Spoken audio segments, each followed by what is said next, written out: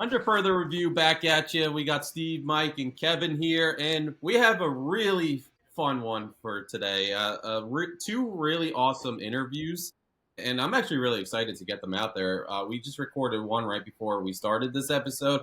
I'm actually, a lot of you know, this is pre-recorded, so I'm doing the other one tomorrow. But they're both going to be in here. It's a jam-packed episode. Aaron Fentress of the Oregonian. Uh, and I kept saying Oregon compared to Oregon. Apparently, that's how you say it, Oregon. So you're going to hear a lot of me saying Oregon throughout that episode, and Aaron Fentress disagreeing with how I say Oregon. I said it correctly there. And in our second interview, another really cool one, Adam Rittenberg of ESPN. I'm sure a lot of you who follow college football know of Adam Rittenberg's work, and he'll help us preview the college football playoff as well from an outside perspective, because Aaron was more Oregon and their matchup with James Madison and a lot of Dante Moore talk. This will be the whole field. So we got a little bit of everything for you guys today. But before we get into business, before we talk playoff football, because that's what's on everyone's mind, we have to do something that we've been discussing for weeks now. I know everybody's hanging at the edge of their seats, waiting for this discussion right here. So Mike cheers for shitty football teams. There's no secret about it. It's the NFL and college too. Oh wait, hold on. Yep, let me get one He's second. putting his hat on. You guys are going to love this hat right here. I promise me, this is a fantastic hat. This is Mike's character right here. Make the Jets great again. So eventually we're going to shift over to NFL draft talk, which will be a lot of fun for us after the college football playoff is over and we're done talking about that and recapping it. But in the meantime, we're going to kind of talk about why Mike cheers for Rutgers football, which I feel like you either have to go to that school or that's the only reason you ever associate yourself with Rutgers football. And I guess the other part is, who should he shift to next? Because the obvious answer is you're making the change here. Like, I can't see you putting to, if you live another 60 years and you have to watch Rutgers football for another 60 years, I feel bad for you. I don't even think you would make it. I don't know if you'd make it another 10 years if you watched another 10 years of Rutgers football. So the two teams that we're going to be going back and forth about, Kevin's on the side of Virginia Tech, who just brought in James Franklin. I'm on the side of Alabama, Roll Tide, Caleb DeBoer, who's been in a lot of discussions for Michigan football. So how do we want to start this off, Mike? Do you want to give a little recap why you're a Rutgers fan? Or do you want to... Actually, because yeah, sure, we could do that because it's actually really funny. So I told my wife about this today that we're talking about picking a new team, and I said, and she's like, well, why are you a Rutgers fan? And I said, well, because of you. And she goes, I'm not a Rutgers fan. So the truth is, it was just something that I always used to. I love college football as a whole my whole life, and I never really. I've had teams that I've liked, and then I married a family that lived in Edison, which is 10 minutes from Piscataway. Started going to Rutgers basketball and football games, and they just became my rooting interest. Listen, sometimes things happen, but I'm not. They're not paying me. I'll tell you that, and they're not giving me enjoyment. Listen, I'm at the edge of the building, ready to jump. It's who's going to catch me. Is it going to be a Hokie or an elephant? You might just hit a cement. I'm sorry, dude. You might want that after years of watching Rutgers. Scarlet Knight won't catch you. No, Scarlet Knight has done nothing but hurt my feelings. You know what? The good thing about being a Rutgers fan is my Saturday's over pretty quickly, traditionally. That was a point you made during our interview with Aaron Fentress when he was talking about the slaughter against Oregon Trail. So how do we want to... He's getting better. Kev, do you just want to start off? Do we want to flip a coin? Do we want to do rock, paper, scissors? How do we want to pick who goes first? Mike, do you just want to tell one of us to go right into it? Just to give a quick background on how we came to these two teams, I have always had an affinity for Alabama and Virginia Tech. Steve might remember through middle school, I enjoyed Virginia Tech. Unfortunately, not proud to admit it. Marcus Vick, I liked the way he played the game. Not a good person. I know how to pick him. And then when it came to Nick Saban, I always supported Nick Saban, great coach. So that is how we've come to these two teams. To be fair, I opened it up to any team. I said they could have pitched me on any team, and this is what they came up with. I want to hear the arguments. I want to see one. I think it'll be fun to watch these guys try to sell me on this because neither are salesmen. So I'm sure that's going to go over like a cat wearing boots. But let's see what happens. I mean, we could even probably just go back and forth too, right? You know what? I will be the judge, jury, and executioner on this. So you guys You want to do this like we're in a courtroom? I'm game for it. I'll be the judge. I from what I understand, Kevin has notes. I don't know what I got a Steve few has. things. So I'm very, just for the entertainment value, excited for this. But it is getting hot. It's a little toasty. I'm gonna take this off. Listen, I knew I was going against Steve, so I kind of needed to write some stuff down so that I knew what I was going for. All right, since I think that I'm going to be honest here, I think that from a debate and presentation standpoint, Steve's probably going to slaughter Kevin. So I'm going to let Kevin go first. Hey, The only thing Kevin's got going for him is that I am choosing. But Yeah, yeah, pretty much. I don't, Steve is he's a counselor, so I assume that this is going to be just like counseling, and he should have the advantage. So we'll see what happens. well, one thing I know with Virginia Tech, and if you started rooting for them now, they're not a perennial powerhouse. So I feel like that is one thing that you won't be seen as like This is being recorded post an anonymous $20 million donation. With their power. you won't be seen as like a bandwagoner. You might be seen as a James Franklin bandwagoner because I mean he's coming in and overhauling that whole roster. At least he's not a bad guy. No, I mean I feel like he's a great guy, but he just lacks in some of the. Yeah. So my concern with the presentation of James Franklin is that, like, I think that Virginia Tech probably is going to be a power in the ACC until the ACC championship game, and then they'll just lose to any run of the mill like Virginia.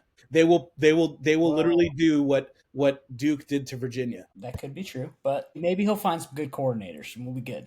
Yeah, Brent Pry's back. That's, just so you know, a very valid selling point is the fact that Brent Pry was fired in September to be rehired in December, and I told Steve that was the kind of drama I needed, so that is an appeal. Thank you. Right, there you go. And then, if they hire a decent coordinator, offense coordinator, never know, they might be putting up bigger numbers. I think Drew Allar's going to be looking for a job, so He might be. because the NFL ain't calling. All right, I want to hear some Alabama talk now. Let's see. So I get the bandwagon argument because I'm a big believer that you shouldn't jump on the bandwagon, and that's been my punch ever since I was young. When Yankee fans tried to come at me for being a Mets fan, I always said, you're a bandwagon fan, even though they were local and it was very easy to fall into Yankee fandom. But this is a little different because I think something that Alabama offers that Virginia Tech can't quite offer, and it's been, Virginia Tech did have their success in the early 2000s, and you can't take that away from them, but Alabama has tradition. And I remember one of my first interactions with college football outside of Michigan was the Junction Boys. I don't know if you guys remember that TV show on ESPN. It was a show about Bear Bryant when he was at Texas A&M, and I know it wasn't when he was at Alabama, but Bear Bryant is the historic Alabama head coach. And it's about when he brought them to this desert location, and they would stay in these bunkers and practice in the heat every day. And it just built character leading into the season. And I was in such a deep dive on Bear Bryant after I watched Junction Boys, and the respect I gained for him, just, the culture he built with the Alabama program and the Texas A&M program, and just how he's still viewed in the college football world, because there's been a lot of great coaches. And, we can think about, Harbaugh recently, where because of the sign stealing scandal, I guess you can call it, his image was a little tainted outside of Michigan. And I don't even want to start to go into the Penn State stuff, but there's been a lot of guys who've done it the wrong way and have gotten victories. Bear Bryant, on the other hand, he just expected the best out of his guys, and he built a powerhouse in Alabama, and that built tradition. So outside of what they've done recently with Nick Saban and the program that they are, you're going into one of the most historic college football programs. And to me, it's not even being a bandwagon fan. It's about just joining something that's bigger than just one fan, one player, one coach in some ways. And, of course, Virginia Tech plays in the ACC. At the end of the day, you're going to be watching them. We're going to be having Big 12 discussions every week with you if you become a Virginia Tech fan. Their biggest game of the year is going to be Miami, which is a big game. That's going to be playoff indications. But outside of that, what is it going to be? Meanwhile, when you cheer for Alabama, every week is meaningful football for you. You're going to be playing in the SEC. And not for nothing, you play in the second best rival game in all of college football. Michigan, Ohio State's number 1. Alabama, Auburn's number 2. So it's something to look forward to at the end of the regular season. And it's not a guarantee every year. When Alabama's getting ready for their playoff run, they still have a game against the Auburn football team that hates their guts and can take them down even with less talent. So it's just the entire season is going to be meaningful football. It's going to be worth watching.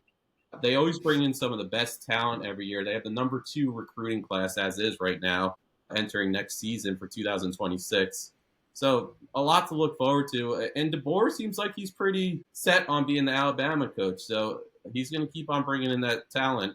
And I know, like, beginning of the season, Mike, when we started talking about Nick Saban helping DeBoer, I don't know if that's the case anymore. I think DeBoer has a little bit of a stranglehold on what he should be doing recruiting. And he's got the money that Alabama's going to be offering him, which Virginia Tech should have money now, too. Is So he my set on being the Alabama coach?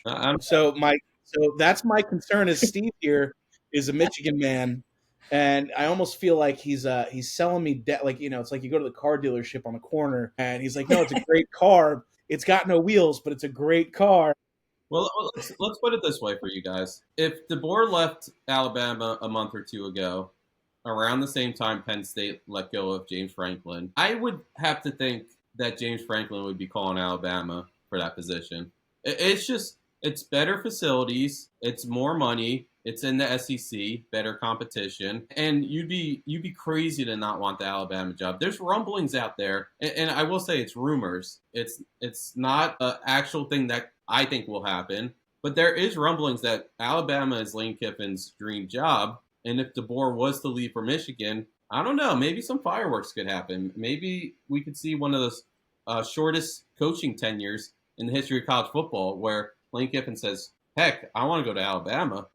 He was already a coordinator there. He wants to go back. That's the kind of drama I like. That's the kind of drama that I do. Yeah. So there's, Alabama, great.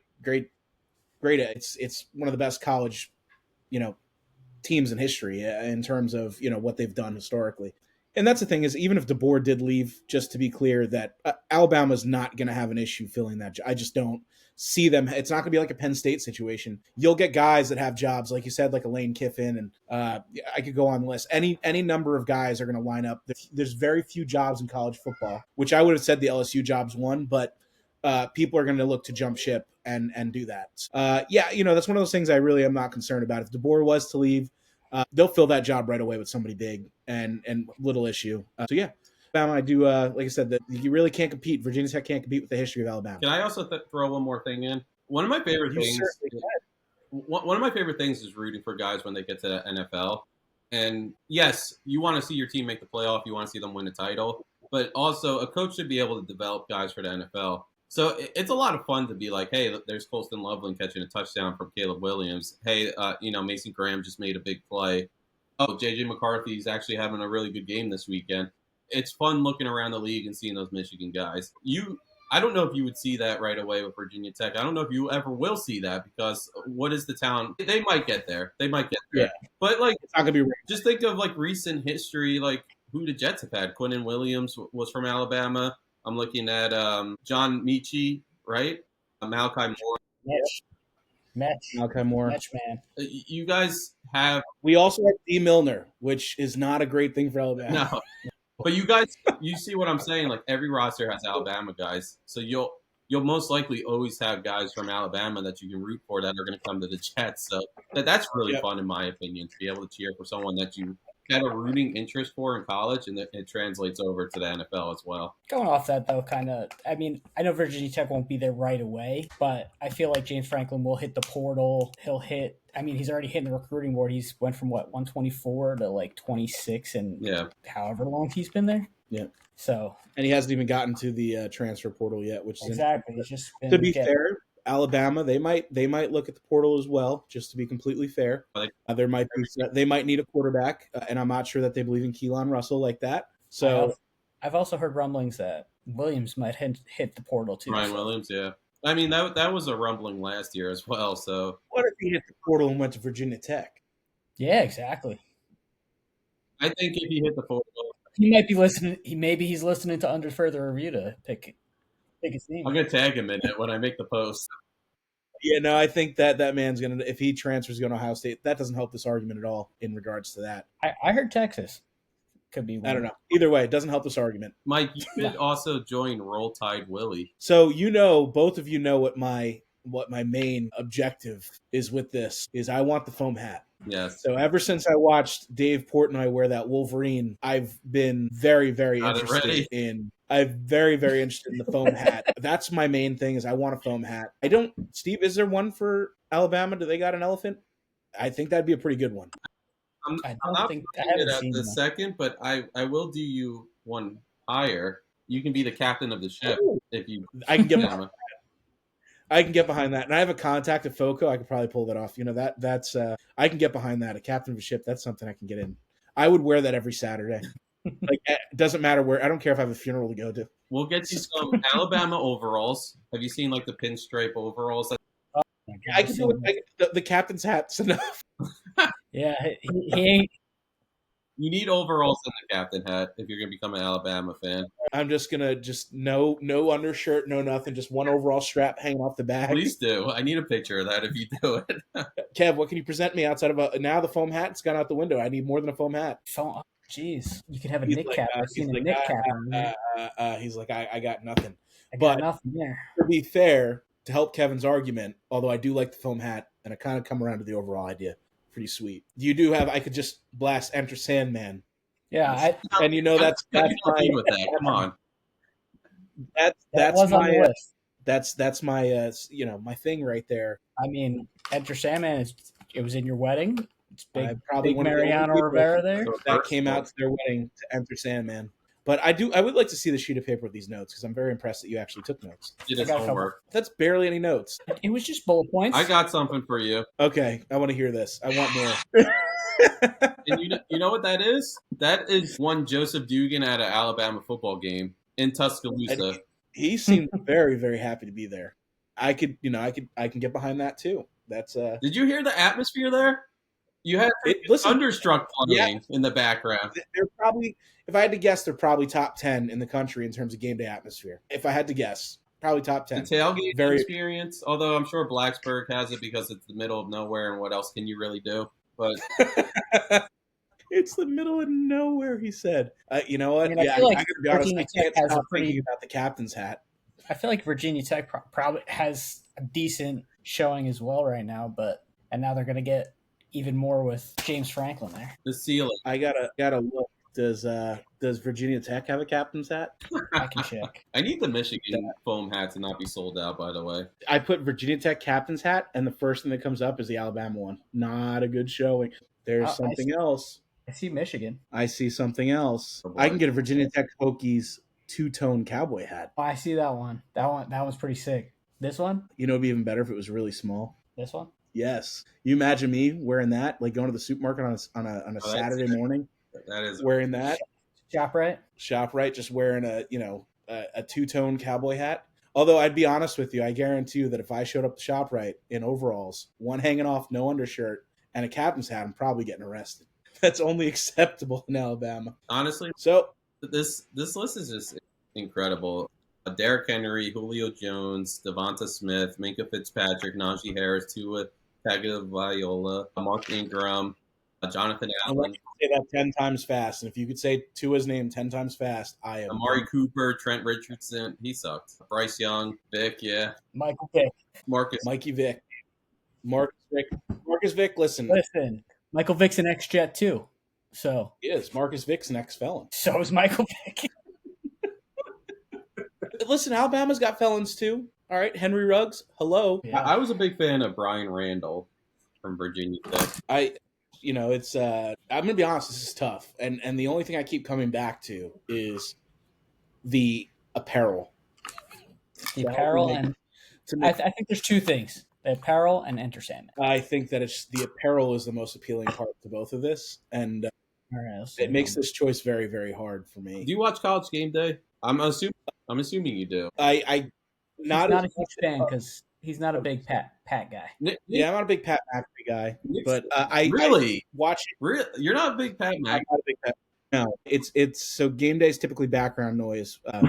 Usually, my daughter has the TV in the morning until nap time, and that's when football comes on, and that's when I can coast. All right, so cartoons before college football, kind of like your childhood.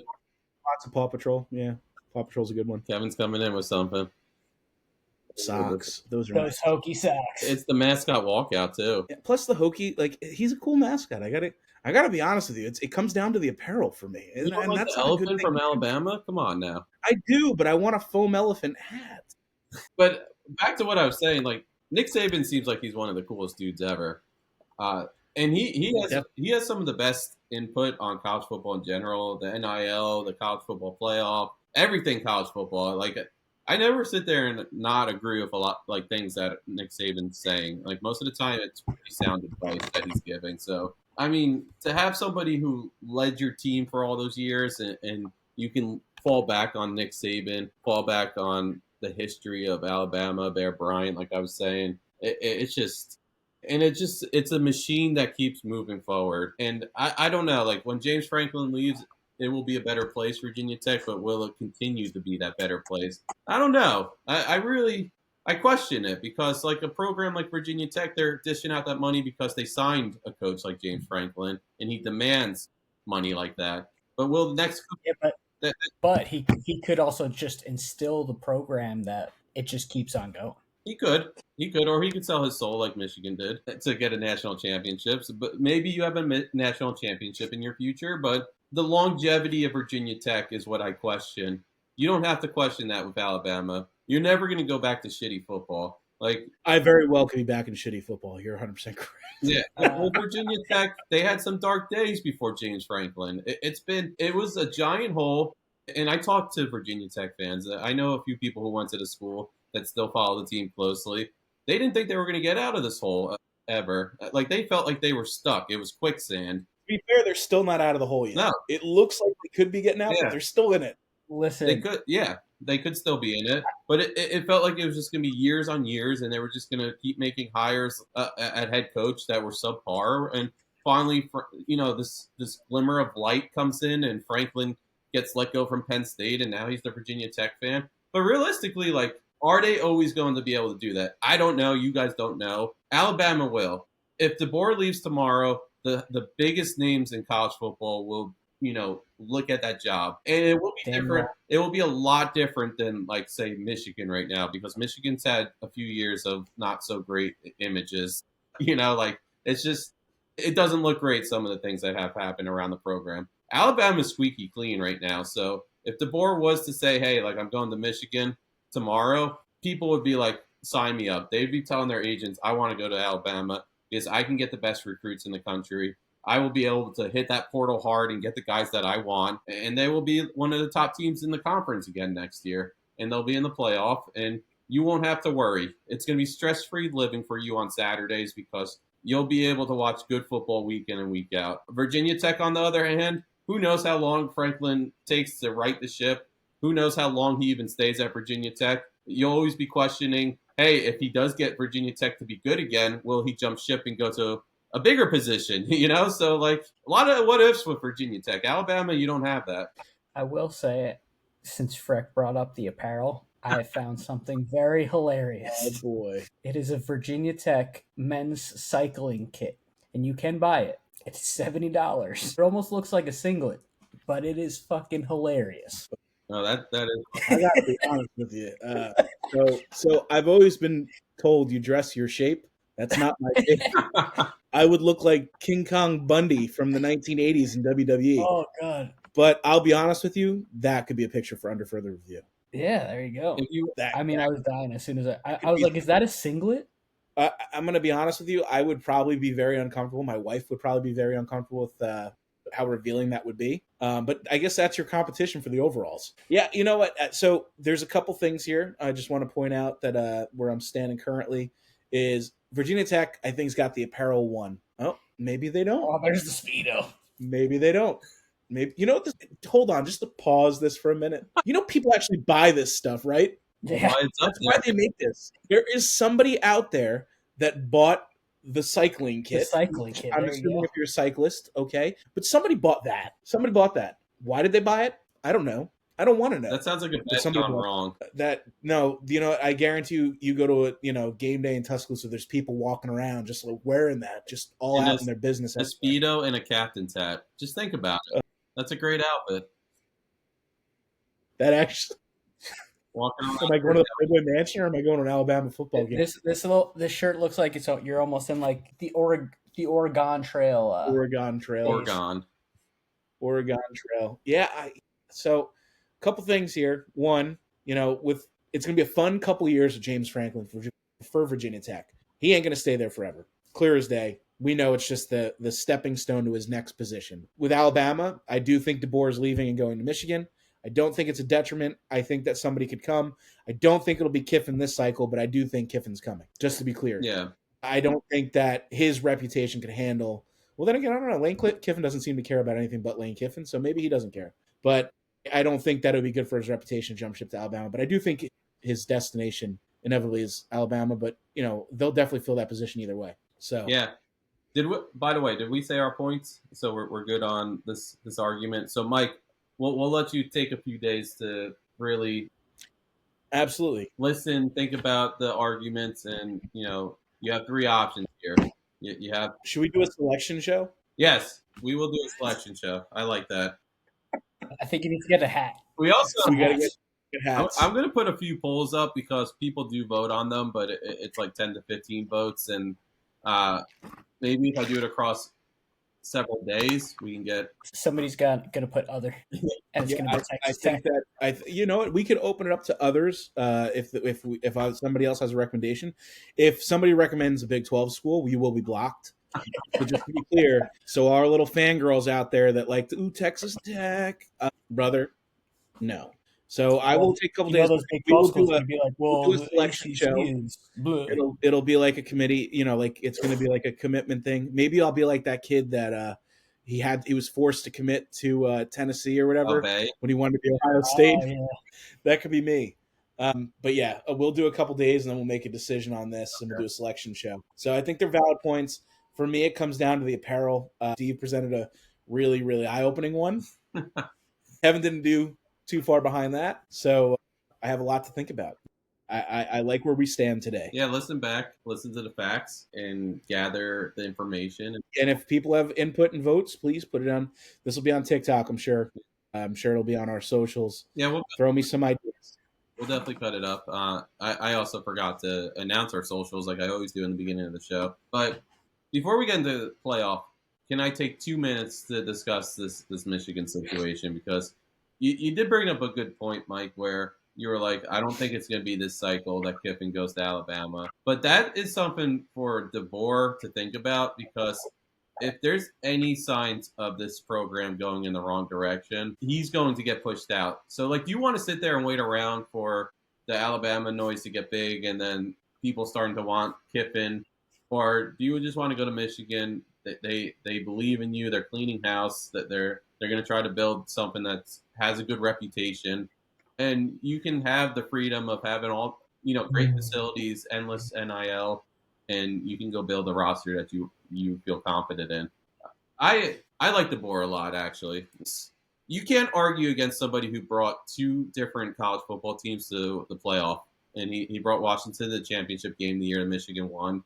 And he's in the playoff right now with Alabama. And that was a questionable one. So a lot of people thought Notre Dame should have been in. They thought since Alabama lost the SEC championship game, we'll save that for another day because, hey, if you make it to the SEC championship game, it's a big deal. I personally want Kenny Dillingham. I just think he brings that personality that guys like Cignetti, who we love, even Harbaugh.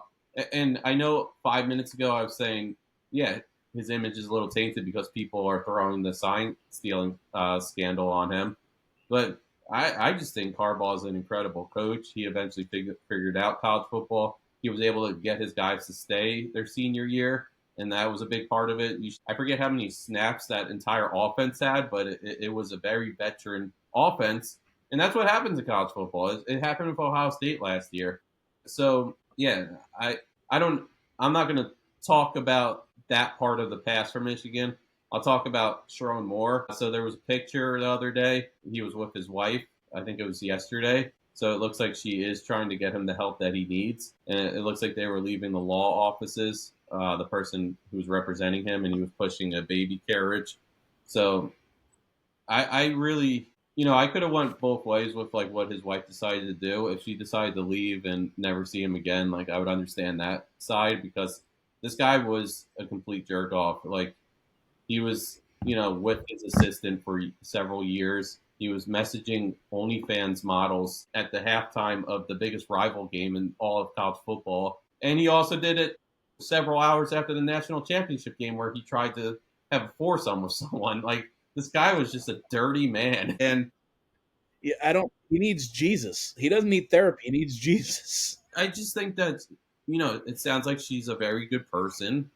I think she understands that he's going through some mental health issues. No one's holding a butter knife to their neck if they don't have mental health issues. Yeah, And like situation. it sounds like she's there was probably a long discussion of like, if you don't get your act together, this is done. Like, he threw everything out the window, and he's going to do everything possible to replenish his reputation. And probably, I would be surprised if he got a position on Jim Harbaugh's staff eventually with the Chargers. Who knows what happens with more? But that's not the discussion now. It's where Michigan is. They really like Ward Manuel has to go, the athletic director. He was a part of everything that just happened over the past 5-10 years for Michigan, and they just have to clean house completely. I can understand why coaches might have hesitation about going to Michigan because you don't know if Ward Manuel is going to be around. They have an interim president of the university at the moment, so you don't even know if that's their like main guy that they're going to select. A lot of questions around the program, what players will be staying, what the roster will look like next year. I think Biff Poggi's done a fantastic job. It sounds like he's been Biff's the man. It sounds like he's been actually like taking the time to sit down with parents and talk about like their feelings and like sending their kids to Michigan even after everything that's happened. And it sounds like he sat down with the players. And one thing that stuck out to me is he's like, I'm offering love to these players, and that can't be understated because these guys are 17, 18 years old when they commit to a program. They're teenagers, and they're coming here looking for guidance from their coach. And they just had their coach let them down, disappoint them. And they're really looking for that figure to come in and really support them through this process. So Biff is like the biggest piece in maybe Michigan history in the past 20 years, probably, maybe more. Because if Biff does what we all know he's capable of doing, he'll be able to keep this roster intact until a new coach comes in. So I can't think of a better guy to, be leading them into this bowl game. But for me, like, Dillingham has to be the hire, and he hasn't dismissed it. And it seems like his comments are going in favor of Michigan the past few interviews he's done. Arizona State just can't compete with like the facilities. I always talk about Michigan has some of the best facilities in college football. That's why I bring it up for Michigan. But also the NIL that they'll be able to get. They'll be able to hit the portal hard. If Dillingham comes in, I guarantee you none of the recruits from the 2026 class, minus the two that already left, they're not going to have a problem with Dillingham being the new coach. So I think you could see this roster that had 8 freshmen playing significant minutes in the Ohio State game. And Jordan Marshall's back, Andrew Marsh is back, Bryce Underwood's back, the entire offensive line's back, all your tight ends that were factors. You have some big-time defensive guys. I think your entire secondary could be back. Cole Sullivan, Jimmy Rolder, I think, could be back. Like, there's a lot of names on this roster. This could be a dangerous team next year if they can keep it together. That's the theme here. Like, keep that roster together because they could be very good next year. That's a top 10 team next year if they keep it together. So go get a big-time coach. Don't settle for Jed Fish. He's doing very good things with Washington, but it's Washington football. We're not arguing Washington football with Alabama and Virginia Techs of the world. Like, keep him there. I don't want this to get to plan C, plan D, plan E, whatever. Just go out, offer Dillingham $12 million, make him one of the highest paid coaches in college football. That might sound ridiculous, but you got to get the home run higher right now. You can't settle for anything less. Yeah, I think in terms of, just to add to this, I think that Dillingham, I think, is going to be a great coach, whether it's at Michigan or somewhere else. But for Michigan right now, I think that immediate success, if you bring in a guy like DeBoer, who I personally think that's who it'll be, I think that for immediate success, I think Michigan right away that not that they're turning anything around. I mean, they were a good team this year, but I think you bring DeBoer in. I think you're going to get some of the Alabama guys his recruiting classes will jump ship. I think that for immediate success, I think DeBoer is the right hire. And I think it's also one of those rare instances where usually when a coach leads a program, one program suffers, right? Like, traditionally that's what happens. And I think this is probably one of those ones where it probably works out for both schools in the sense that I know a lot of Alabama fans, if you read the forums, they're not sold on DeBoer. I don't think he's ever been accepted. He's a great coach. I'll be the first one to tell you what he did at Washington is spectacular. I mean, just being completely honest, but I don't think he's ever been embraced or accepted. And a part of that is also like, how do you follow up Nick Saban? And I think that for DeBoer, an opportunity at Michigan to get out from under that shadow and, just go out and say, you know what, I am a good coach and I did do this somewhere else and do it at Michigan. I think it would just mean a lot more. And I think that the Michigan fan base would embrace him more than Alabama ever did. And I think for immediate success, I think you'd see I don't want to say turnaround because that's not the terminology, because they're not a bad team. Like, they were there until the last couple of weeks. You know what I mean? Like, but I think for immediate success and immediate dividends, I think DeBoer is the right guy. And just for him personally, I think that he'll be embraced by the Michigan fans, whereas Alabama fans, I mean, I hate to say it, but they're like, as a Yankee fan, they're like the Yankee fans of football, like of college football. Their entitlement is very high. And I don't say that as a negative or, whatever. They expect the best. DeBoer, like I said, he's in the playoffs right now, but anything short of a national title is going to upset their fan base. And that's just not a realistic expectation. But I think for DeBoer, this is one of the rare instances. Alabama he walks. Michigan gets him. They open arms. And I think Alabama gets to go out and get, I don't know, maybe we get some drama. We get Kiffin, they go after Kiffin. But I don't think that's the case. But yeah, I think both are going to be fine either way. But I think, me personally, if I'm a Michigan fan, which I am not, DeBoer is a guy that I think right next year is going to pay dividends right away. Yeah, I agree. I feel like with Dillingham, it might take a little bit to like instill a culture, but I feel like since DeBoer's done it in numerous schools, that it'll turn around a little quicker. I mean, he's coming from Alabama, he's coming from Washington, so he's seen more than Dillingham has. So I feel like he'll be able to handle the noise of Michigan a little better than Dillingham might. Either way, I think Michigan will be in good hands either way. Being completely honest, I agree. I like Dillingham a lot. As a Michigan fan, I don't think that you would be upset. Unless you would, I don't think you'd be upset either way. I think you'd probably feel a lot better today if one of them signed, either one, than you did with Sharon. Well, that's been the joke the entire time, and I'm not trying to, laugh at the expense of Sharon Moore, even though I don't agree with what he did. I got to be honest, hard not to laugh at a man that grabs a butter knife. Yeah. God. I mean, there's that. Not to make jokes about that, but I mean, he grabbed the butter knife. But like, he had 3 girls at home. He had a loving wife. He threw away that big contract, that beautiful house he had. He's with a blue blood. This was his dream job. Like, there's a lot that went down the drain.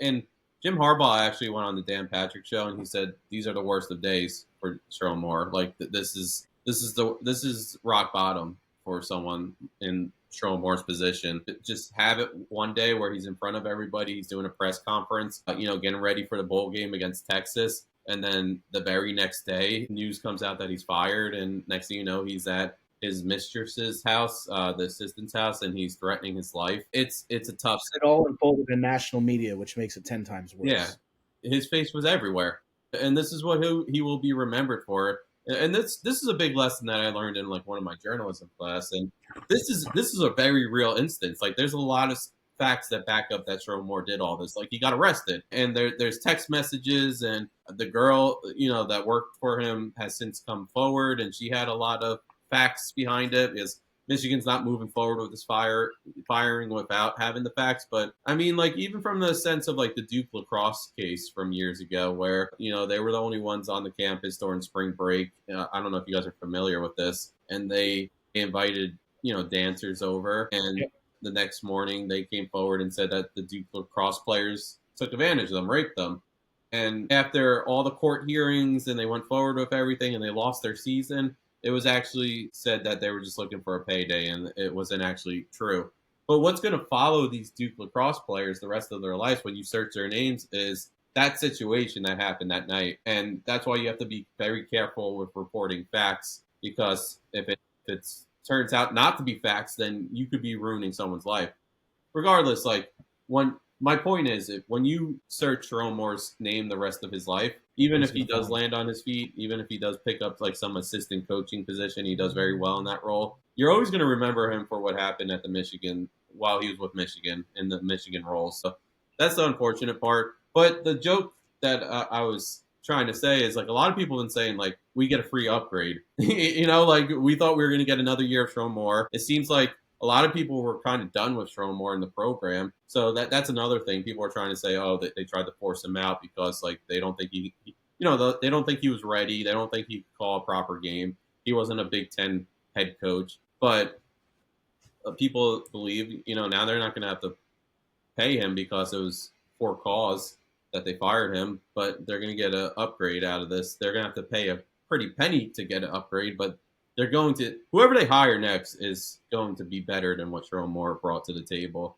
And I think that's really what you're selling to the players right now is like, I mean, there's rumblings after the Ohio State game. Players upset with how the play calling was. And it wasn't announced players, but it was, like we practiced something all week and we didn't even do it during the game. And that takes a lot for, a 19, 20, 21, 22-year-old player to come forward and say, my head coach didn't even stick to the game plan. So I think players were starting to see the writing on the wall. They all seem to like him. They felt betrayed by the situation, but you're going to get somebody who comes in, has the personality to be a Big Ten coach, knows how to, make proper reads during important situations in the game, which Jerome Moore didn't really do. As you can see, they lost their 3 biggest games of the season this year. If you have a good coach, you might be in the playoff right now. That's all I'm saying. So, yeah, we'll see how the search goes.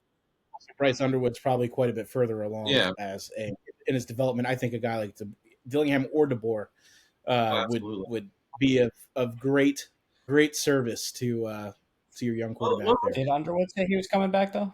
Not yet. He's waiting. He's watching. But I got to be honest. I agree with Steve. It's going to be hard to leave if one of these guys come in my opinion. But all I can say is, mental health is no joke. And, if you need help, find it. Nothing's worth throwing your life away over. And also, like, if you're married, maybe don't have a mistress. Just some advice. But yeah. But also, if they bring in, like, Dillingham, there's Guy also that he's coached before that you never know. Maybe he'll. And he was committed to Michigan State initially. Just to be clear, he's familiar with Michigan. Yep. So you could also see him transfer because you might want to get in a Levitt action. Also, Levitt was a freshman starter. Like, think about that. And he brought his team. Yeah, they had Cam Scatterbo, but he brought his team to the playoff. Yeah. Mm-hmm. Yeah. I mean, Bryce Underwood was a freshman starter this year. He didn't bring his team to the playoffs. So just throwing that out there. Like, Dillingham. I'm actually interested to see the grade that they get. I've been asking every day, as you know, because I guess he hasn't followed. Like, he's got to be the top quarterback in the portal. Has to be, right? Like, yes, he has to be. I would say so, just because, at the beginning of this year, he was considered in, like, one of the top 10s. Yeah. I was shocked that Sorsby has the top grade right now over Raiola. Sorsby is no joke. Sorsby's a good quarterback. I'll concede, he's a good quarterback. Big 12, I get it, whatever. But he is a good quarterback. But I was shocked to see that he's ranked ahead of guys that are, Raiola and stuff like that. But goes to show what the community, I guess, thinks of him. I think, I'd have to think that he's going to be viewed like not slightly better, exponentially better. And I 100% think Michigan could be in play for him, especially if you get Dillingham. Obviously, you're going to be in play for him. And apparently Dillingham has a great relationship with him.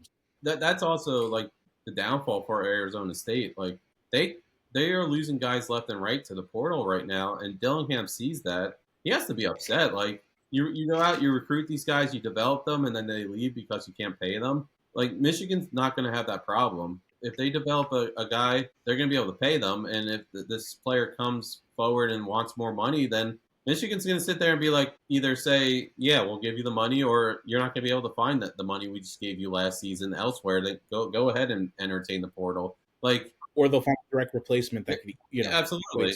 So, like, and that has to be going through Dillingham's head.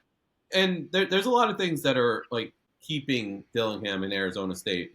His sister lives next door. His parents are 3 doors down. And he's a really big family guy, which I think is another reason why he's a big time hire for Michigan is because what just happened. Stromore, he was unfaithful to his wife. Go to church. Do you go to church, Mr. Dillingham? Because we really could use Yeah, exactly. I mean, Do you message OnlyFans have an models? affair with Jesus. Don't have an affair with a woman. Have an affair with Jesus. I think the next person they hire, they have to look through his Instagram messages. He's not reaching out to anyone. But Man. yeah, I mean, he made it very clear that he cares about his players. He cares about his family. He has a lot of characteristics that you look for in a Michigan man. People are trying to say, "Oh, Michigan man," like Harbaugh tried to say Sharon Moore was a Michigan man. F off, like that. That was well before Harbaugh is the definition to me of a Michigan man.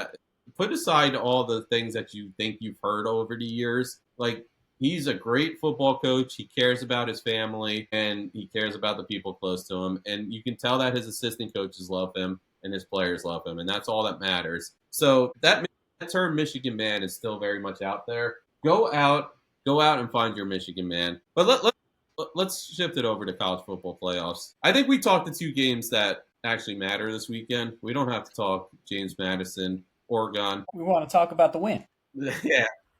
I Actually, gotta be honest with you. I know that. Listen, as you'll hear later in this interview, we had a great interview.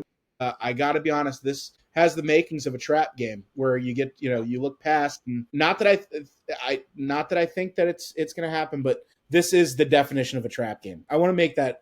I wanted to say it during our interview. I did not, and I should have. But this could be one of those ones where if Oregon looks past or they have a rough day, yeah, and they got somebody that's coming in with nothing to lose, it I could do be. feel like others might be looking at it as as it's like, oh, it's already like the game's already won. But I feel like Lanning is too high of a coach to think that way.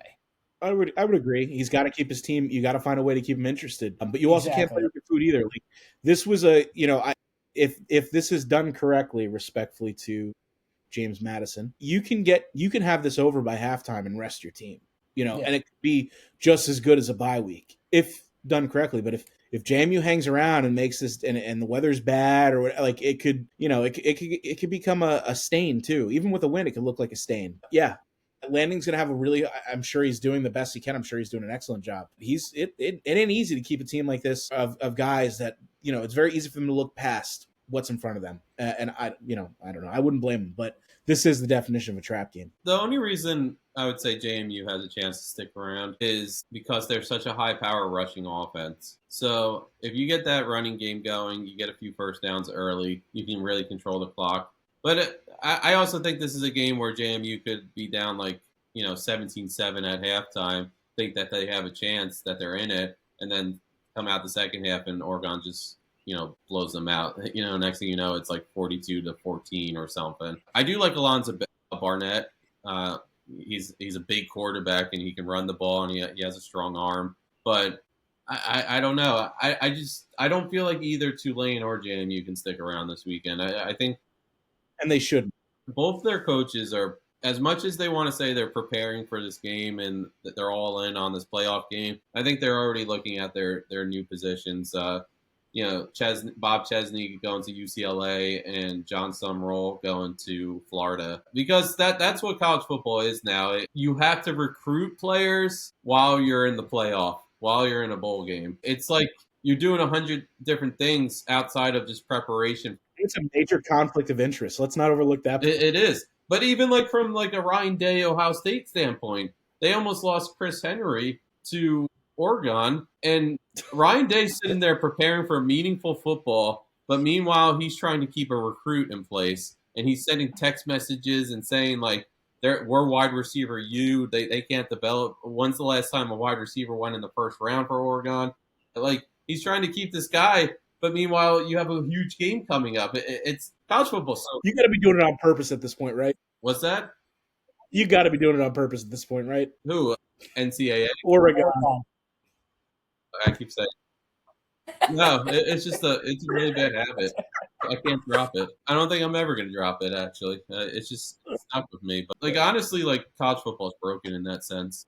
The transfer portal opens up way too early. And, recruiting and NIL, it has to be reshaped. But that's a conversation for another day. Guys, I don't want to drown any of our interviews. Let's shift it over to Aaron Fentress. We'll do his interview for the Oregon game, and then we'll talk some of the other games. So here's the interview. Really excited to bring in Aaron Fentress of the Oregonian, covers the Oregon Ducks, who are in the playoffs right now, playing James Madison this Friday night, the first game of the playoffs. So they get to kick things off. Aaron, first off, thanks for joining us. I have a question about health because I feel like that's been such a big question or a big focus this season. And it's been, who does Moore have around him? Has he been able to fully play to his potential because of the weapons around him? But I did see something about Evan Stewart, right, coming back possibly this weekend. He's been practicing. But DeCorian Moore, correct? He's been practicing as well. Where do they stand right now with the health of some of their special players, their receivers and running backs? Yeah, they could be getting some or all of those guys back by Texas Tech, assuming they win this week. The consensus seems to be that if those guys are 100%, fine, get them out there. If they're not quite 100%, you're probably not going to put them out there against James Madison. No offense to James Madison. You would give them the extra, basically 2 weeks to rest up before taking on Texas Tech in the Orange Bowl. But the fact that they're out there practicing, which because it's the playoffs now, the media is allowed to watch the first 15 minutes of practice, whereas during the season, we can't watch the first 15 seconds of practice. So then the cat's out of the bag, right? They're out there practicing. So that's a good sign. Evan Stewart thing, that's tough, man. That's tough to go from not playing the entire season to jumping right in with a quarterback you didn't play with. Right? It's not like he's returning to play with Dylan Gabriel. He's returning to play, if he comes back, to play with Dante Moore. But he still gives you another big play guy who can make things happen and at least be a threat, even if they don't connect a lot, or if he didn't, he'd probably still be the fourth or fifth receiver, assuming Gary Bryant comes back as well. But still, having him is better than not having him. Yeah, absolutely. It feels like all the way up until the USC game, nobody really were 100% certain that Oregon was a playoff team. Oregon. That's New Jersey. I'm sorry. It's totally fine. Just made me laugh because it's so funny. It's okay. How much do you credit that to the fact that these injuries have been in play and maybe Dante Moore? He's had a big part of football, I feel like, is making a connection with your receivers and your tight ends. And there was question mark, around their tight end who was supposed to be a big primary target for them this year.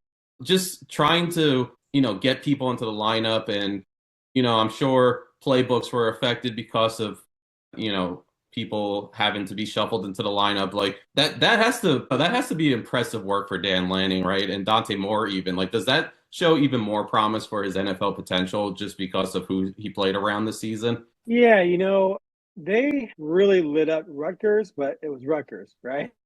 So, take that with a grain of salt. No offense to Rutgers, but their defense is not very good. You're hurting me. I mean, dude, I watched that game and I'm like, is this like a scrimmage? Is this a spring game? The Rutgers defense was non-existent. Zero resistant. At halftime, I left and I went about my day. So you left. The gaping hole. They ran one play for Whittington's touchdown where the defense didn't adjust to the formation, and it was like a pulling lineman blocked one guy and then boom, it was gone. Like it was just they were just discombobulated. But anyway, so that game I kind of like. Games like that when you can tell the other team's just showing no resistance, I kind of push aside. And you kind of wanted to see what he was going to do the next couple of games. But then it was pouring rain and cold for the Wisconsin game, and that really disrupted the passing game. So they went to the run, and then Dante got hurt, right? So then you go to Iowa, and it's raining again, and I don't think they felt like they needed to air it out in that game because Iowa can't pass and not going to score a lot of points. Now, Oregon came out the first 3 plays of the game and passed, and it wasn't pretty. And Lanning said, okay, let's get to the run, and they ended up running their way to victory. But if you remember the fourth quarter after Iowa scored and Oregon had to score, then they opened it up a little bit, went down the field, and got the field goal. So for me, I think some of the doubt that crept in with those games where he wasn't very productive, but he wasn't productive by design, and it wasn't really the guys who were injured. It was just the rain, the elements, the game. USC picked it back up, right? He had a good game against USC, even without, certain targets. And then at UW, not a prolific game, but still a good game. That touchdown pass to Malik Benson to sort of ice the game, make it 26-14 was a huge play. So I think that even without DeCorian Moore, even without Gary Bryant, they've been just fine. I think those are 2 really good receivers, but you're talking about a guy who I think in Bryant is really good, but Jeremiah McClellan is amazing. Young redshirt freshman is going to be really good next year. I'm excited to see what that kid does. And then DeCorian's a freshman. So as good as he is, he's still a freshman. So I think they were fine without those guys. It was the weather that slowed them down more than anything. But they righted the ship in the passing game with the better weather against USC. And then, of course, at UW, they played well as well. They played well also. So I have a question just to pivot here. If you can't tell by the hat, I have a rooting interest in this. You want Dante to the Jets? No. We So don't wish that, listen, we don't wish that evil on him, man. Come on. Listen. So there's back and forth. Whether he's coming back, going in. It seems like he's undecided. It seems like his parents want him to stay. Not sure where Oregon's at this point. Whether they want, I assume they'd want him back. But where do you stand, or what do you think is the likely outcome here? Do we think he stays? Do we think he goes? Or do you think it comes down to the draft order, how we're looking? Is it a situation that's best for him? Or maybe he just goes back to school and waits another year and sees what it's like again? Or how he does in the playoffs. Yep, that as well. How he does in the playoffs as well. Complex issue. It's interesting because I remember when I covered the Ducks back when Mariota played and when Herbert played. And Marcus had 2 amazing seasons, but his family knew that he just wasn't ready to go. And so he came back. Herbert started for 2.5 seasons and looked the part. He could have gone. He would have been a first-round pick, but he and his family decided he just wasn't ready. Those guys were way more productive 2.5 years of starting, or it was 2 for Marcus, 2.5 for Justin than Dante's been in his 2 years, because the UCLA year was kind of a throwaway, right? Yep. So I think there's a definite case to be made that he could use another year, period. It's just a development. I think if he comes back next year, he's a front runner for the Heisman, especially bringing back DeCorian. And then if Evan Stewart, I don't know the eligibility. If he plays in the playoffs, does he burn this year? Or is it because of the new redshirt rules? I'm not sure how that counts, but he might be able to come back next year. But if he comes back next year, then you're looking at a situation where he's going to have some proven targets and he has a chance to win the Heisman. To me, though, if you're going to be a top 10 pick, how do you not go? How do you not go? If Arguably anything, a top 2 pick. even if you're not ready, then it's on the team to maybe bring you along slowly, right? Maybe you don't start right away, which is always okay. Like I hate the idea. I'm kind of old school with this. Back in the day when I was younger, quarterbacks came in the league and were given time to develop. Nowadays, if you throw 5 touchdowns at week 1, you're trash, right? Yep. So a smart franchise would bring him in and be like, okay, he's only had 1 productive year of football, really. Let's get a vet and bring him along slowly, and then you're fine. The big thing for him, though, is that you get to that second contract quicker instead of wasting a year in college. However, the big difference between Herbert and Mariota's era is that Dante can get paid while he's getting ready, right? So he can come back for $4 or $5 million, which might be the going rate because he's a free agent. That's what, do I think he's going to leave? No. But if he were to announce, I might go into the portal, teams will be throwing money at him. So the Ducks are going to have to pony up to keep him, which I think they will. So you can argue, well, I stay a year, I'm getting paid, I can improve, maybe win the Heisman, and then turn pro and maybe avoid the Jets. That one stung a little bit. That was low. Yeah, that you don't punch down. You don't punch down. And the thing is, I'm a Bears fan, so I cannot talk about quarterbacks. I feel like we may finally have our first true franchise quarterback since Jim McMahon, which was franchise. So I really can't talk track to you guys. At least you had Namath, right? Yeah, I'm going to be honest with you. My mom was like 3 years old, so I've never had Namath. But it's interesting you bring that up because I think, we talk about it all the time, especially Kevin and myself. Kevin's an Oregon fan. He's also a Jet fan like me. We talk about it all the time, and it's funny you brought up how more a year of seasoning. And I felt that if he came out this year, and regardless of what team he goes to, I think he sits. You bring a veteran in front of him and let him sit. But the one thing that I was curious to ask about is, do you think? And it seems like you're of the mindset if you're being fiddled around with where it's Fernando Mendoza or you for 1 and 2, it's hard to stay out. And the one thing that I like your opinion on is they say Mendoza is the best pure passer in this draft class, which is that's pretty big a big ask. That's a big thing to lump on somebody as a 1-year starter. When it comes to that, do you think it's almost a guarantee? If he comes out, he gets his draft grade, they're saying you're going to be a top 2 pick. Do you think it's best for him to come out? And then what does Oregon do to pivot? Do they go out to the transfer portal? Do they have somebody sitting there waiting? Oregon's in a really tough spot. See, I don't know if they're in a tough spot because Oregon has the money to go out and buy anybody. And there's going to be quarterbacks available, right? It seems like every day they're pouring in. Do you have one in mind that might be a good fit? Not maybe a Sam Leavitt. Yeah, I just wonder. See, the thing there is, would Lanning mess with him if he kind of turned his back on his boy Dillingham? I don't know. Cal kid? Is it Sakapalatu? How do you pronounce it? The Cal kid. California? Yeah. What's his last name? California. We'll call him the Cal kid. He was really close to Wilcox. Wilcox got fired, so I think he's definitely someone who could jet. People were linking Raiola. Yeah, Dylan Raiola. I saw Yeah, that today as well. Thinking him. Did Josh Pate suggest that he should transfer? Someone should suggest that he should transfer to Oregon anyway, sit behind Moore, heal up completely, and then be the guy the next year, which is actually not a dumb move because he would learn the system. He'd be a really interesting fit with. I mean, he's got arm talent, but the personality, how does that? Seems like Dan Lanning runs a very, this is my ship. We're going to do this the right way. And Dylan Raiola, great talent, but he definitely has a personality. Right. It's tough. I just if the draft grades truly come back, be a top 5 pick. You really got to consider just bouncing. Just go. Because anything can happen next year. But if it's not a for sure top 5 or top 10, then I think you come back, especially knowing you can still get paid. I just don't feel like he's done enough. It just would be shocked. I don't know. I would be shocked if a team drafting the top 3 said that's our franchise quarterback based on 7 good games in college right now. Because his first year, I mean, I'm not counting any of the FCS opponents or the group of 5 opponents he's played. That's all the only teams he did well against when he was at UCLA. And this year, they've only played maybe 5, reasonably good teams, and he hasn't been super prolific in those games. So, what are you basing it on? He has tremendous. I think he has way better arm talent than Mendoza, and he's probably a little bit better athlete. But I mean, am I gonna draft him in the top 5? I don't know. I gotta be honest, as a Jet fan, they'll do it. Yeah, they'll do it. So one question I have for you: what's the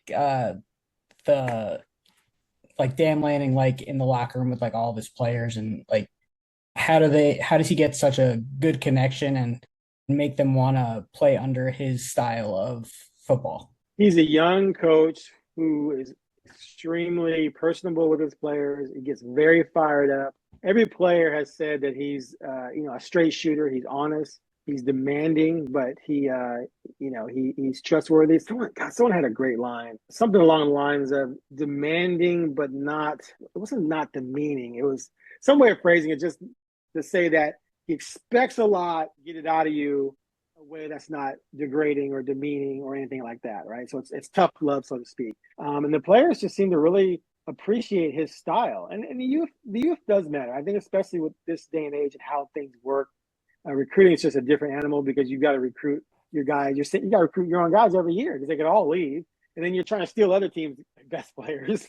So if you have that winning personality, you're still on the younger side. I think that plays out well. And we've seen older coaches say, screw it, I'm out. Chip Kelly got the hell out of UCLA. Nick Saban said, I'm done with this nonsense at Alabama. I can't deal with this. Moms at the barbecue. Wasn't he talking about that? Moms at the year-end barbecue. They went from talking about how their kids are doing if they're behaving and how their grades are progressing to how much more money can we get. So now we're seeing college player re-signings. They're announcing a re-signing. But Dan Lanning literally is, for Oregon, the perfect guy at the perfect moment to handle that.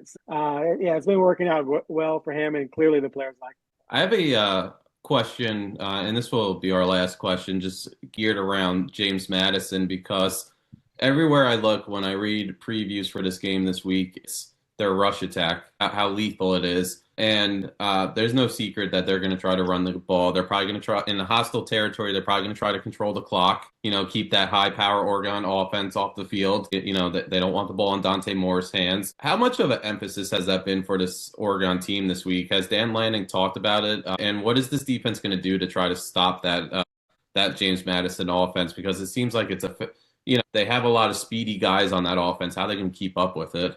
He's given James Madison props. He said they got some, talent. They can go downfield. They can run the football well. They do a lot of things well. They only played one Power 4 team this year in Louisville. Louisville cut their overall production in half. I think they averaged 450 a game total yards to 260 in that game. I think Oregon's going to respect them, but I don't think that they're worried or should be worried about JMU running well on them. Oregon's only had 2 teams run well on them this season, and that was Northwestern and UW did pretty well, partly because Oregon geared its defense and not giving up big plays to Damon Williams, and so they kind of conceded something to the run game. They didn't think the run game could beat them.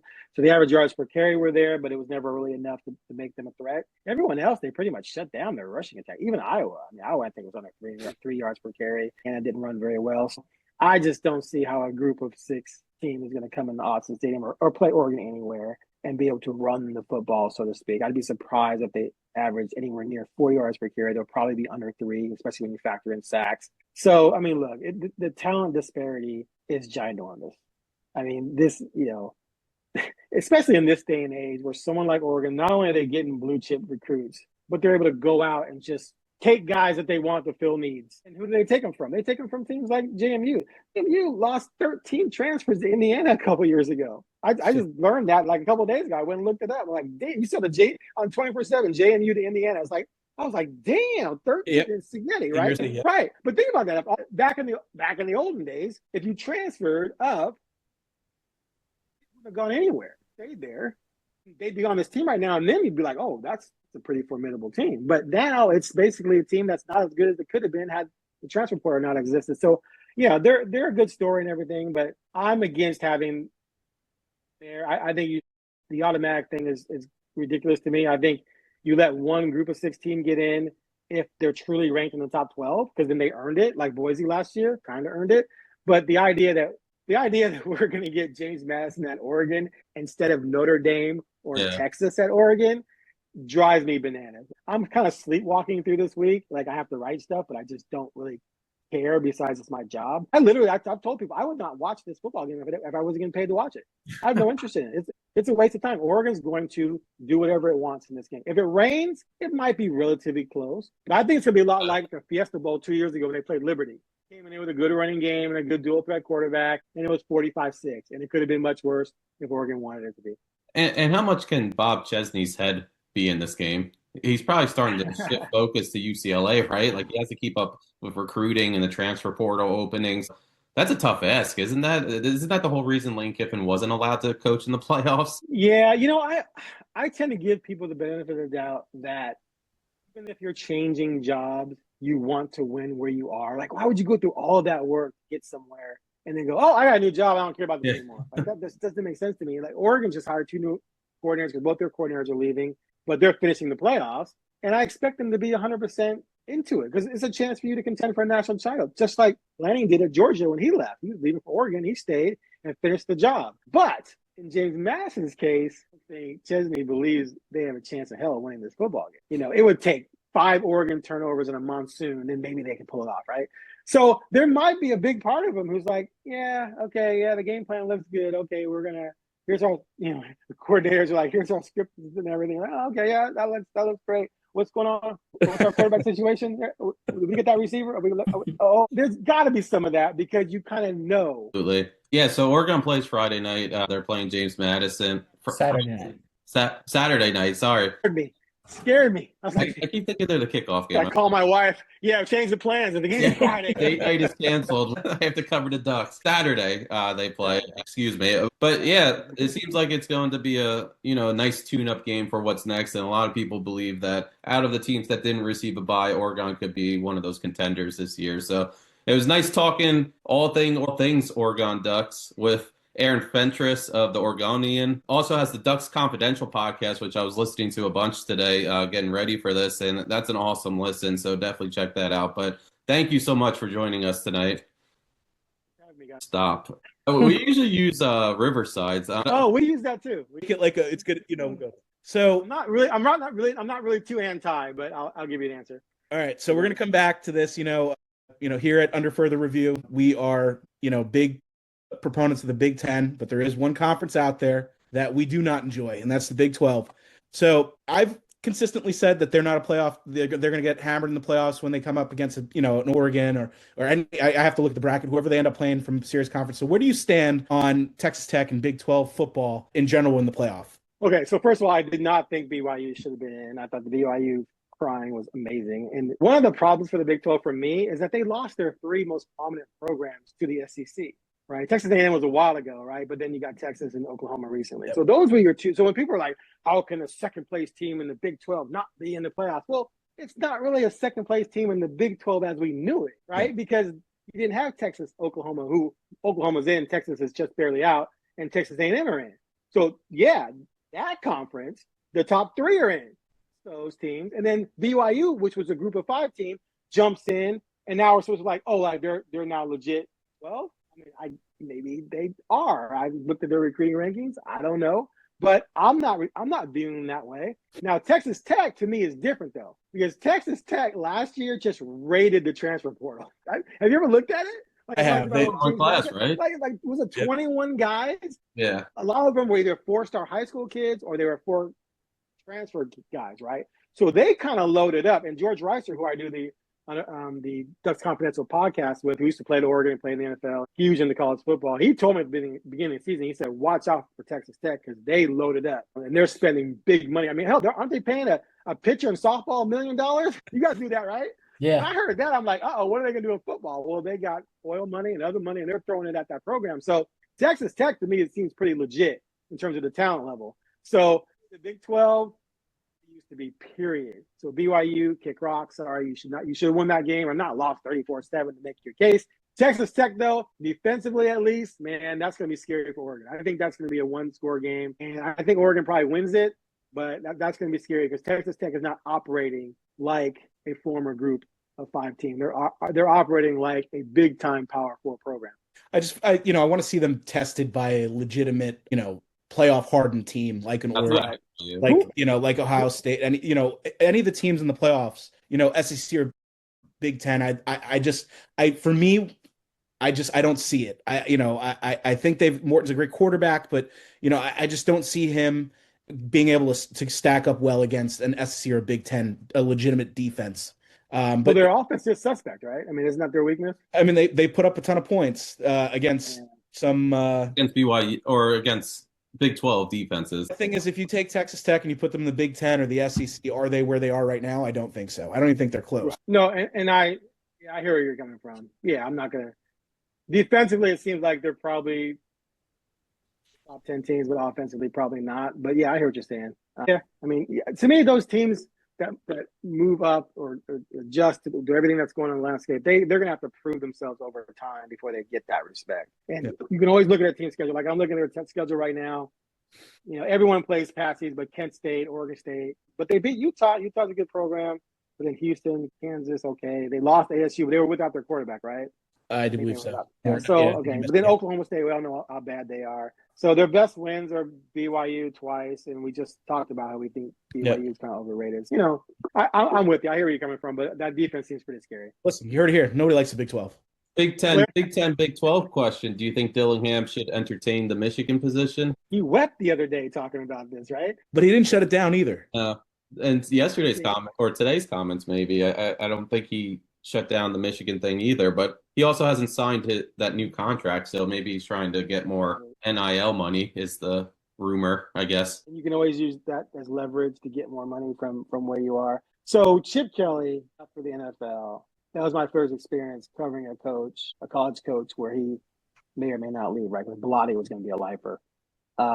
And so he played the game, right? And I remember asking him about, have you had any conversations with Cleveland or what have you? He was talking, Cleveland was after him, and the Eagles. And the year before, Tampa Bay had been interested in him. And he said no, but I figured out later that only meant his agent had talked to the team. He may not have. Truth, right? So that was my first experience with that. Then Willie Taggart gets hired, and I knew Willie Taggart would leave for a Florida school as soon as one came open. And Florida State came open, and he started playing the game, answer the question. But he'd give you this, like, are you going to leave? Or are you going to be coaching Oregon next year? Where else am I going to be? Anybody? Well, his agent was, and he left. Go to Mario Cristobal. Same thing. Same game. And so I started paying attention around the nation, and that's just what everyone does. It's all about leverage. Now, at the end of the day, loyal programs and fans aren't loyal. They will throw you out with the bathwater in a nanosecond. These coaches know that. So in their mind, it's like, you only love me because I'm winning right now. Struggle, you want me fired. I need to get the biggest contract and the biggest guarantee I can. And if that means playing this game where I'm going to pretend I like Michigan, people pony up, or I just go to Michigan and take the big time contract, you can't blame me for doing that because I know how you would treat me otherwise. So it's really fascinating. Did you see DeBoer the other day? Yeah. Coaching next year at Alabama. I answered this the other day. And, there's nothing that's like, dude, yes or no? He didn't say yes because it's possible that I think he is the guy. Go to Michigan. So it's just how they play it. But here's the thing. You can't just come out. He can't come out and say yes They're about to have a playoff game. Yeah, I'm leaving for Michigan. Everything would be in turmoil. You got a playoff game coming up. You can't do that. Plus, you also can't even say you're looking, because what if you don't get it? Then everyone knew you were looking. Now you're screwed, right? So it's just it's just the politics of it all. Coaches are in a no-win situation. Programs are in a no-win situation. It's just business. You can't take it personally. And I also feel like Michigan was like low key like contenders all year, but people knew like once they got to the big game, they weren't going to be able to perform. It was always Oregon. It was always Oregon. I keep saying Oregon. You know what? We'll let it go for today. Yeah. I never realized I did that. It was always Indiana. It was always Ohio State. Those were the contenders the entire season. If they get a Dillingham or DeBoer, does that instantly leapfrog Michigan? Like, are they for real with those type of coaches? I mean, I guess they have resources. I'm not.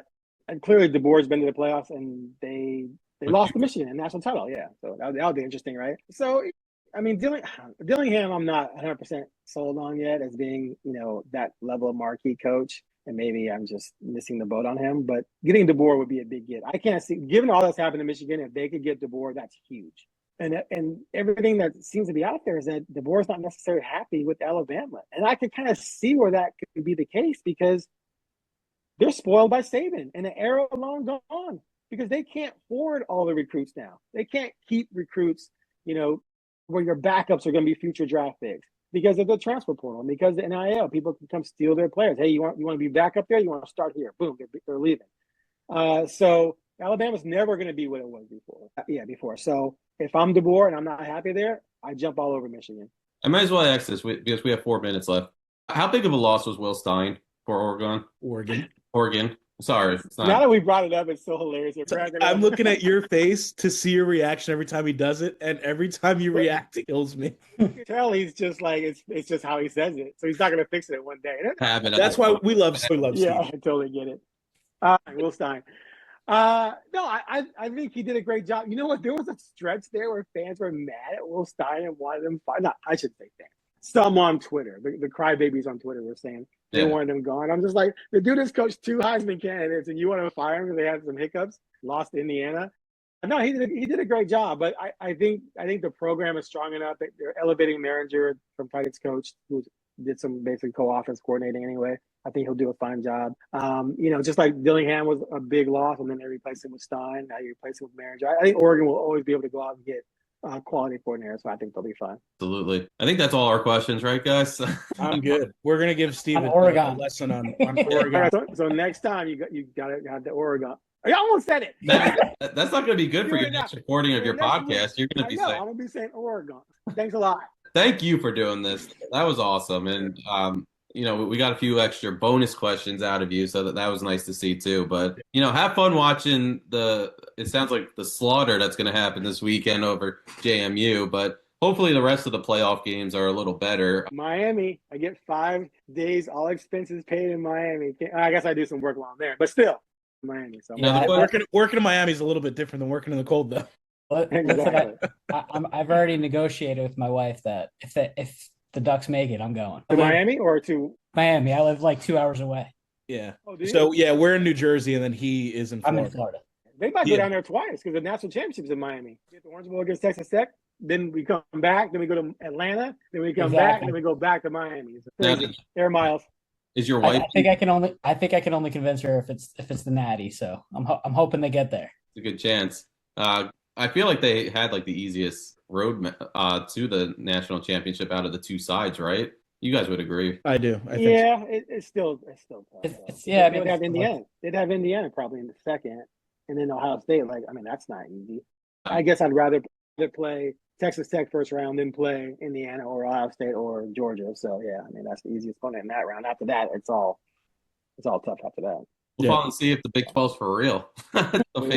We will. Nothing real about it. Pack it up. Yeah. Again, thanks for doing this. Can't wait to get this out there. That was really awesome stuff. We really appreciate it. All right. Thanks, guys. I appreciate it. Yeah, so that was our interview with Aaron Fentress. Really cool stuff. He was an awesome guy. He gave us more time than we actually asked for, which I'm always thankful for because I know these guys are busy with the college football playoff coming up and all their other duties that they have to do, pumping out articles this week. He has a podcast of his own. So thank you for doing that. But Yeah, we're going to talk college football playoff now. Some big games, some not so big games. But Mike, I'll give it to you. I'll give you the floor. All right, so we're gonna, we just, before the break, we discussed JMU and Oregon again. Classic trap game. Oregon should get out of there. I think it's probably over by half because I think Dan Lanning knows, resting his players for that Texas Tech matchup is going to be huge. I want to just quickly glance over Tulane Ole Miss. Again, another classic trap game. If there was going to be an upset in terms of a small school beating a big school, this would be it, simply because of what Ole Miss has gone through. I don't want to spend a lot of time on it, but, they have some high stress going on there in terms of losing Kiffin and the drama that ensued, and, the players, they've had cameras since it happened all in their face, dealing with that. I think that, if there was going to be a mishap, it would be that. But again, Tulane and Summerall's got, 1 foot in, 1 foot out. I could see him getting, just trying to get through this game, be done, and start recruiting for Florida. So just keep an eye on that one. If there was going to be an upset, that would probably be the one in terms of a small school beating a big school. But we're going to probably spend the bulk of our time Alabama, Oklahoma, and Miami, Texas. So let's just get right into Alabama, Oklahoma. That's Friday night, so they're the first game. Yep, that's the most exciting. I'd say more exciting than the Miami Texas A&M game.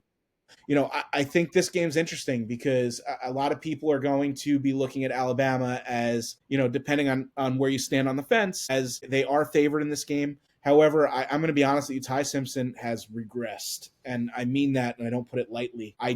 He just doesn't look like the same quarterback that was guiding them, the first, whatever it was, 10 weeks or before it started falling off. He's turning the ball over a lot. He's not making good decisions. The team just looks rough. So I got to be honest with you here. I think if I have to pick right now, I think probably Oklahoma's my pick here. I think that defense is outstanding. And I'll be honest with you, right now, if you had to ask me who I trusted more, and I don't take this lightly, who I trusted more to guide my team to a win as a quarterback, Mateer with half a hand has done less damage than Simpson with everything working right. So this game I think is going to be really exciting. I think it's going to be interesting, but I got to be honest with you, it's really hard for me to side with Alabama in this game. Yeah, I could agree with you there too. They're also going into Oklahoma, which not an easy place to play. They're going to be showing out on a Friday night. It's going to be like almost kind of like a high school atmosphere with 80,000 people. Yeah, with 80,000 people. So I mean, it's going to be an electric environment. So I feel like that also propels the defense more. Alabama's not going to be able to get their plays in perfectly every time. It's going to be a hard place for them, especially with Simpson not making the greatest decisions recently.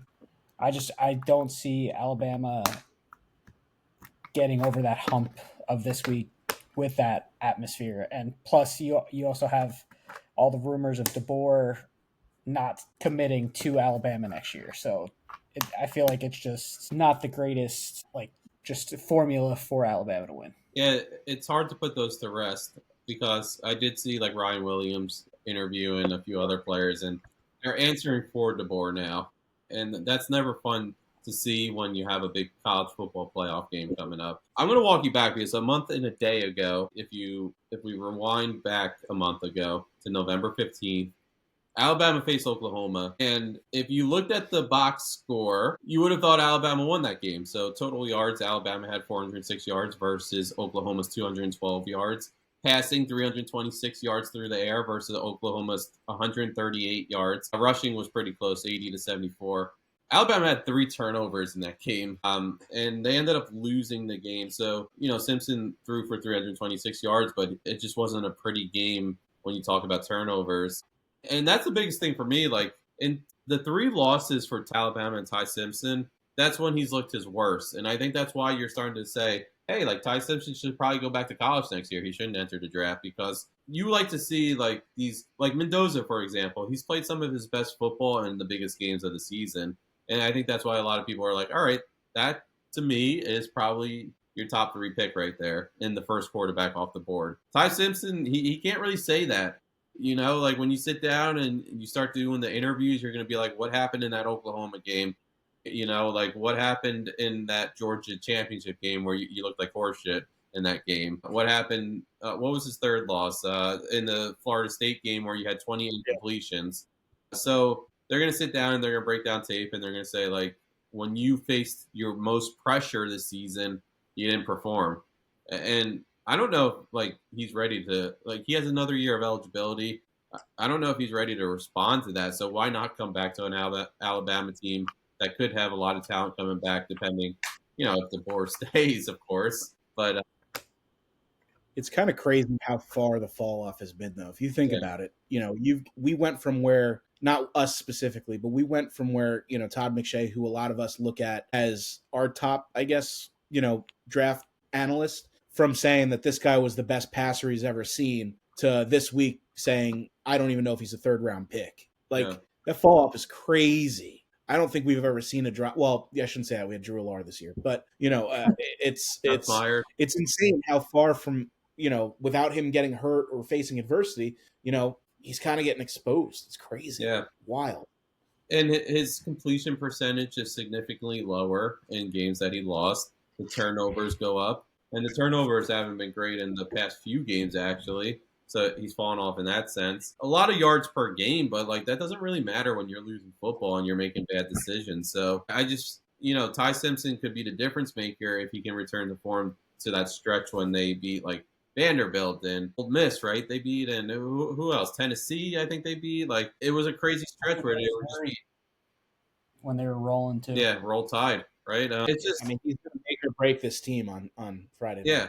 But the other thing, or in the other sideline, is John Mateer, who looked fantastic in the beginning of the season. People were actually like, oh, is this a year where John Mateer is going to be, like, in the Heisman voting? Because he was in the early drafts of people's Heisman boards. Then he gets hurt in that Auburn game, misses a game or two, and then he never came back to being the same person. I think he was thrown for like 100 and like low hundreds. He threw for like 130 yards against Alabama, which they beat Alabama. They beat them, but this Oklahoma defense is just so lethal, and I think I have their stats here somewhere. So total defense, they let up 13.9 points per game, which, if you think about it, they play in the SEC. That's just freaking crazy. Total yards per game is 273.6. They have, like, one of the best run stop defenses in the nation, so they could really make Alabama become one-dimensional this weekend. And Alabama, we've talked about this in past episodes, they're a run-by-committee offense, so they try to get the hot hand going. But if you just shut down both those running backs and you say, Ty Simpson, you have to beat us through the air, I don't know. Like, in Norman, Oklahoma, against that defense, I don't know if Ty Simpson has it in him to do it. Right now, he hasn't shown that he can. Yeah, I don't know. And just to go back to Mateer, I have found myself being a Mateer apologist for quite a bit, and it's just, I think that I wanted him to be better. I'm going to be honest with you. I think that when he broke his hand, his season essentially ended. Like, I'm going to be, and I'm not sure that he should have come back, because he's been a shell since he has. And listen, you commend a guy on, hey, you're playing through adversity and stuff like that, but he's another one that hurt himself more than he's helped himself.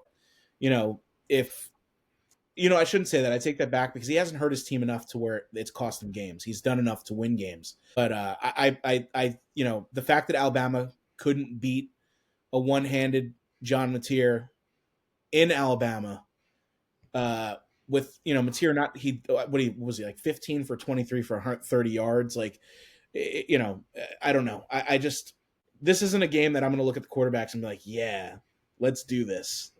And it's sad, because if you would have told me this matchup in September, I would have looked at you and been like, we might be, well, after Simpson started his climb, I probably would have looked at me like, yeah, this game's gonna be exciting. You're gonna have guys throwing 300 yards, 5 touchdowns. This isn't it. I honestly think Mateer never should have came back. He should have just rested his hand, because you could still see he's got issues with that broken hand. I mean, I don't remember how many pins. I think it was something like 3 pins in his hand, and then he played 2 weeks later. Like, your body it's just not made to react like that. And I get what he was doing, but I don't know. I think that this week it could be fine, but John Mateer one-handed against, it would be Indiana. I got to be honest with you, Indiana can't be that, intimidated. Or Ty Simpson, who Indiana's defense is no joke. I mean, like, Indiana might be licking their chops over this one, but I'm shocked to see Alabama's even favored in this game, just to be clear. Yeah, I also think Mateer has mainly been getting his usage on the ground more than through the air. So I feel like if he can get his legs going, I feel like he'll that he should be able to get the win for them. Yeah. That's the thing. We talk a lot about offense. I think the defenses are going to set the tone for this game. Shea actually said it in his podcast today. I think 8 out of the 12 defenses in this playoff are top 12 defenses in the nation. So it says a lot about how important defense is for these teams. And then the other ones, like Texas A&M is in the top 40, I think, and then Ole Miss is like number 24 or something. So they're like in striking distance. These are all quality defenses that you're going to be seeing. Why didn't you bring up JMU's defense? Yeah, I was about to say, where's JMU and Tulane? Why are you excluding their defenses? Strength of schedule too. Well, I don't know because it's Tulane and JMU. But I mean, like Alabama and Oklahoma, like they're no slouch. And what really made me like wake up about Oklahoma's defense is the game against Missouri, where Missouri couldn't even move the ball like a yard against that defense in the second half. And I was like, oh my God, these guys fly around. They're physical. I love the story of like Owen Heineke. I think he was like a walk-on the team, and now he's like their best linebacker. They just have some big names. They have a front seven that's scary to me, that Oklahoma team, and they could really make Ty Simpson uncomfortable, especially at home. And they're going to build on that crowd because, like, a theme it always is, I watch a lot of Michigan football, but like when Michigan went to Oklahoma, that was the difference maker, was that crowd. It was a hostile territory. Like it's going to be tough for Oklahoma. It's Friday Night Lights. The atmosphere is just going to be crazy. Like think back to Ohio State last year when they played Tennessee.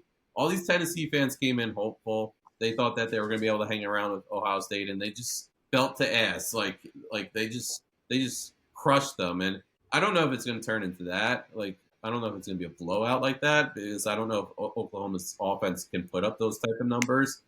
But they have, but yeah. But I watch this be the week Mateer goes off 400 yards, 7 touchdown passes. He rested his hand, man. And then we have to hear all the other fan bases. We told you Alabama shouldn't have been in it. They probably shouldn't have. You don't need. They should listen, not. If we're being honest, probably should not be. We're going to hear the Notre Dame crybabies saying, "Ooh, they lost any." Just because I haven't done it yet, and I did tell Steve that I'm going to slander Notre Dame. Here's my slander.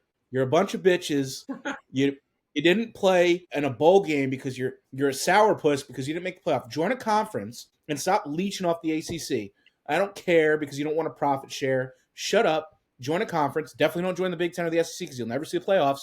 But join a conference and shut up. And the worst part about it is, join the Big 12. I'm going on the tangent, and it's going to lead into my conference. We're going to go right into the Miami game after this. Is your argument is invalid? The team that you lost head-to-head to is in the playoff. And I don't care if they were ranked behind you all year. I don't care. They weren't in their ACC championship game. That's why they're ranked behind you. As soon as Virginia lost, they moved up. That's life. Had you guys been in the ACC, maybe you're in that championship game. Maybe this conversation isn't being had. But you guys choose not. You choose to be an independent. And you leech off the ACC for football. Every other sport, you're playing the ACC. This one, no, because we're a moneymaker. We don't want to share our money. Get over yourself. And another thing, and you know what? I'm coming, Notre Dame fans, you can suck it. Because at the end of the day, I don't want to hear the argument, oh, the top ACC games are Notre Dame games. Dude, there wasn't like a Notre Dame game in the top 10 for an ACC school this year. All right? So get over yourself. Yeah, I get it. You're a school of history. You haven't done shit since the 80s. Shut up. Join a conference and move on. That's all. Thank you. The only argument they really had was the 10-game stretch they had. It was pretty dominant. But their best win was USC. Kevin, do you have anything to say about that, though? I mean, yeah, Oregon had a. I mean, in the Big 12, there's so many teams now that you're not playing everybody. Like the Ohio States, the Big Ten, not Big Michigans. Don't bring up the Big Ten. Big Ten, yeah. You're not playing the Ohio States, the Michigans, the top schools every season now. So yeah, it was just to defend. Not that I wanted to the USC went okay. I get that, but Oregon went toe to toe with Indiana. Who did Notre Dame go toe to toe with? Texas A&M. Okay, but they lost at the end of the day. So Texas A&M. Oregon lost to Indiana. They did, but how many? But that's the number one team. Yeah, they have the number one team, but also record. Oregon has one. Yeah, they only had one loss, right? One loss? Exactly. Yeah, Notre Dame lost. They played I don't care what anybody says. They play a cake schedule. Yeah. They make their own schedule. And the two teams that they're like, oh, we took a chance. You took a chance against A&M and Miami, and you lost. That's on you. Guess who doesn't get to take a chance? Yeah, we're talking Like about this. Indiana doesn't, Ohio State doesn't. Yeah. Listen, I think Lanning said it the best. Georgia doesn't take. They don't get to pick their. They have to play who's in front of them. Well, the Atlantic, I feel like I heard him say something this week saying, if you're not happy with the results of the playoffs, you should have freaking won. Exactly. You're an independent. You should have to. I'm sorry, but if they choose to be an independent, this isn't something where they're being forced to. This is the choice they've made. They could call the ACC tomorrow, and they'd be an ACC school in football tomorrow. They would be, but they choose. They can call most conferences, and they'll be. No, well, the Big Ten and the SEC. Big Ten might be. They both turned them away during COVID because they knew this was the deal. They didn't want to get in bed with this deal because the ACC, they had to maintain Miami, and I think it was Clemson. They both wanted to leave, and this is the deal that they struck. What I will say about that, there's a few things. That Dan Lanning thing is kind of flawed because his biggest wins you're counting on are Iowa, USC, and Penn State. I mean, they lost to Indiana, yes, but I mean, Notre Dame lost to two playoff teams. They lost to Miami and Texas A&M, and it was in the beginning of the season when you started Carr at quarterback, and it was his first ever action against Miami, and they stuck around to the very end. And then Texas A&M, they had that game won. A fourth down play where Marcel Reed just throws it up to the end zone, and his receiver got lucky and came down with it. Like that's the difference between Notre Dame winning that game and not. And then they go on this 10-game stretch and they win out. So I don't think Notre Dame should have been in over Alabama. I will say that. If you play in the SEC championship game, I don't care if you have 3 losses. You should be in the playoff. Like, especially over Notre Dame, who gets, like you said, gets to pick their schedule every year. I do think Notre Dame should have been in. I am very tired of like us sitting here and saying, just because you're a FBS, no, not FBS, just because you're a mid-major team and, you know, you won your conference, like we're just going to throw you into the playoff because you're the number 24 ranked Tulane team in the country. Like there should be, like we've talked about this, there should be things that you have to hit on your resume to be able to make it if you're going to be a mid-major team. And like, why are we're ignoring Texas, we're ignoring Notre Dame, we're ignoring USC, but we're ignoring all these teams that maybe can stick around with the Oregons of the world and the Ole Misses of the world. Like, I think if you threw Texas in the playoff, they could go into Ole Miss and maybe beat them. They I think, beat 3 top 10 teams this season. The argument for Notre Dame is, like, they were playing their best football at the end of the season. They have that lethal tandem in the backfield of Carr and Jeremiah Love. And their backup running back's apparently, like, a future NFL prospect, too. There, and they have a very good defense. Like, this is the type of team you want to put in the playoffs because when they're getting hot, it's kind of like Oregon. Like, Oregon's playing their best football right now. They're going to do very well in the playoff, in my opinion. You throw Notre Dame in there, I think they do extremely well, too. The playoff committee is just failing us every year because while the 1 through 10 I agree with, like, I really like the 1 through 10, 11 and 12 sucks this season. And you even heard it from Aaron Fentress, where he's like, if I wasn't getting paid to cover this game, I don't think I would even watch it. How many people across the nation are sitting there saying, I don't want to watch Oregon JMU. It's going to be a 40-10 game, you know? Like, it's not going to be close. So I will be watching it from end to end. My whole issue is the way that they've carried themselves since this then, yes, whole thing. I agree with that. And it's a sham. And now they've, they hate to be their AD is either tone deaf or just an idiot.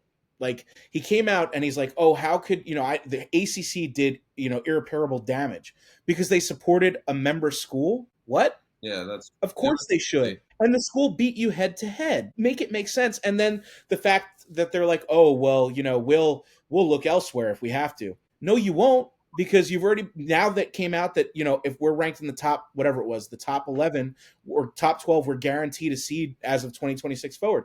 Well, now you got the Big Ten and the SEC, we're going to freeze you out. The ACC, you've done irreparable damage now. What if the ACC chooses not to schedule you? And the Big 12 is going to follow suit with whatever Big Brother does. So now who are you going to play? Are you going to make your playoffs based off of playing JMU and the American Conference and going undefeated? Because nobody's going to care. They're going to care even less than they did this year. Now, I will agree. JMU and Tulane are a disaster in terms of leaving out Notre Dame.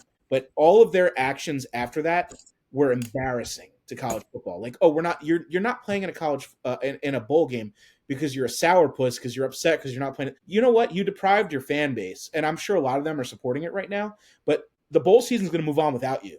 you only hurt yourself. I know that they're a moneymaker, but you only hurt yourself by not doing that game. Just the way the 80s stuff. Not for nothing, too. Marcus Freeman turned down some of the biggest jobs in the nation, LSU, Penn State, stuff like that, Florida. I think, if anything, because of how people responded to the AD's comments, where he was, like you said, very salty about what happened, this might tempt Marcus Freeman to be like, I'm getting out of this mess. Let me go look at NFL jobs now. He is the number one candidate for several NFL positions, or at least Vegas says so. The odds in Vegas, but I mean, and also as a coach, if there's a freeze on Notre Dame, if schools truly freeze you out in scheduling, what is left for him to coach? I'll be honest with you. If I'm him, and I don't even care if, give me the worst coaching job in the NFL, I'm going to have more opportunity there than coaching a team to 12 wins and being stuck playing in the Gasparilla Bowl because my AD spoke out of tune. Without your prized possession, which is Jeremiah Love, who just declared for the draft, so he wouldn't even be playing in the bowl game. So there's a chance Notre Dame was thinking about that, they were going to lose, their star player who's really going to travel for these type of games. Stuff like that, yada, yada, yada. It was an embarrassing situation for Notre Dame. It was almost I don't know, you didn't put us in the playoff, who are you? Shame on you. We're this big-time program. We're going to throw a bitch fit. Win your games, like Lanning said. Close out that Texas A&M game. Win that Miami game. Find a way to win those games. Or join a conference and win a conference championship game. That too. Go join the ACC.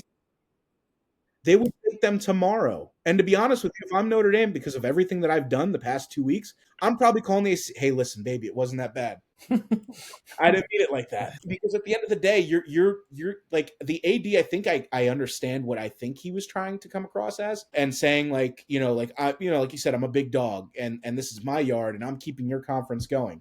Well, then it comes out that you're guaranteed, or I assume it's true, that you're locked if you're top 12 seed. And then you got ACC, the SEC, and the Big Ten standing over here my third and fourth school could beat you in the playoffs. So why can't they get in because you're guaranteed a spot because you choose not to be in a conference? I'm just going to be honest with you. If I'm Notre Dame, I'm probably looking at the AD and I'm like, you got to go into damage control. And if you can't figure this out, I'm going to find somebody else that can, because you've said some things you shouldn't have said, especially when all the conference commissioners all came out and told him, what you're saying ain't right and it ain't okay. Notre Dame is, like I said, a fan base that prides, they think they're the greatest. When's the last time they won a national title? 88? Come on. You guys, I get it. The ACC without Notre Dame will just go and schedule getting a deal with the Big Ten or the SEC.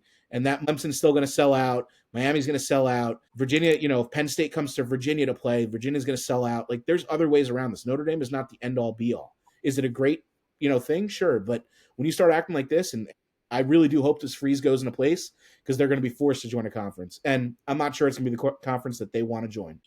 Yeah. Into the American. All right. Let's shift over, just for the sake of time, to Miami, Texas A&M. So this is actually, and Mike, we talked about this one. I do feel if there's a upset this weekend, I think this is where it's going to happen. I know Miami had some slip-ups, and that's why they were questionable about making the playoffs, because who they lose to SMU and Louisville this season. Yeah. Not so great losses. It's not like Notre Dame, who lost to A&M and Miami, who are both in the playoff. But at the end of the day, the committee picked Miami over Notre Dame because of the head-to-head. There was several things here, not to get off topic, but Alabama got in because you don't want to diminish the conference championship games. No one's ever going to want to play that, so they had that in mind. Here, in this example where Miami makes it over Notre Dame, it's head-to-head. But this is such an important game for, a lot of players on this team. Carson Beck, for example. Mike, I know you've mentioned it several times this week. Carson Beck could really leap up these NFL draft boards if he does very well in this playoff. I really expect to see a Notre Dame type performance, a early season Carson Beck type performance at Texas A&M, which is one of the hardest places to play in college football. And I really think I could see him leading this team. Just from a roster standpoint, Miami to me has more explosive players on their roster. They probably have the best raw talent. Yeah. Roster wise. I don't want to say in the whole playoff, but from talent, raw talent, it's insanity what they've put together. Like, it kind of feels like we're back to these old, the old U teams. And then you put a guy like Carson Beck, who's done this before, did it perennially at Georgia, and he's there to steady the ship and guide, be the captain, so to speak. He's not going to get rattled or frazzled, any of that. Like, he's going to go in and he's going to perform. I know he hasn't, there's been some let up in terms of schedule, but I'm willing to tell you, or I'm willing to bet that we're going to see the best Carson Beck we've seen this year in the playoffs. And I did say this, and I wanted to put it on record earlier. If there was a quarterback that was going to rise in this draft process based off a strong playoff, it's going to be him. Like, I think if he has a strong playoff and he goes on a run like Notre Dame did with Riley Leonard, which they're more than capable of, I think that we might be talking about Beck flying up the boards. And me and you had the discussion once before about a Jackson Dart type rise. Beck could be that guy, back into the first, if he has a strong playoff. If he ends up coming out and folds and, it's not great, then, you're probably looking at a 3rd or 4th round prospect. But with a strong performance, if he can get through a couple teams here, we could be looking at him like, the similar situation of Jackson Dart. I have a question for you, Mike. So I see here Ruben Bain, who's a player a lot of people are saying could be drafted in the top 10 and most likely will be. He won ACC Defensive Player of the Year. But I know stats don't tell the story, so I'm sure he's getting double teamed and all that stuff. But had 4.5 sacks this season, 19 solo tackles. What is it about Ruben Bain that just jumps off the page for people? Like, why are they so high on him? Don't ask. Are you sure that I'm the guy that you want to answer this question? So I, by no means, am I a Ruben Bain supporter, or not. That's not the word. I think that his raw measurables are some of the best we've ever seen. I mean, the dude's a house. You know who he reminds me of physically is Vernon Gholston. And I don't mean that negatively. I'm talking about the positives. Vernon Gholston, his senior year at Ohio State, his last year at Ohio State was his junior year. But like, he's that kind of player where like he pops in everything. My thing with him is I think he's overrated. I'm going to be honest with you. But what people fall in love with is the measurables. You can't teach size. What is he? I think he's like 6'4" or 6'3", 270, and he's expected to run like a 4.4. He's probably going to blow up the combine with his raw measurables are some of the greatest we've ever seen. And I know people like to compare him. I was watching today. I don't remember who it was, but somebody I was listening to today, not watching, listening, has said, oh, he could be like a Micah Parsons style pass rusher. He's not. I don't mean that negatively. I mean, like, if he's going to develop into a pass rusher, he's going to be like something we've never seen before. You can't teach size and speed. My thing is, for all the pressures that he accumulates in college, and I think he might lead the league in college. He might lead college in pressures. It hasn't translated to all the sacks you think it would. That's where I get hung up on him. But I could see what's easy to fall in love with about him. I mean, you can't teach size and speed. You just can't. And strength. You can't teach what he has. You're either born with it or you're not. My frustrations with him is it hasn't translated. He's not a closer. It hasn't translated to that yet. So I might not be the person to ask about Ruben Bain. I'm not a Ruben Bain fan in that regard. I think what he offers on paper is great, but it hasn't translated to the stat sheet, in my opinion. It would be nice, like, on the other side, Cassius Howell. He was actually the SEC Defensive Player of the Year. Had 11.5 sacks, tying the Texas A&M single-season mark.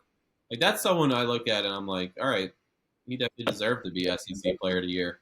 Like, Bain, I don't know, pressure is just, like, after a while, it's just not that appealing of a stat. Like, it just means you're not closing. Yeah. That's literally what it means. I mean, we talked about this in the NFL with Abdul Carter. Yes, who that's finally put it together. Yes. Yeah, he put it together this week. But it's great to be a top 10 pressure guy and all that. But all it means is that quarterback's getting that pass off, or he's getting, like, you're almost there. It's almost like a participant. You almost got there. That doesn't help me. I need you to get there.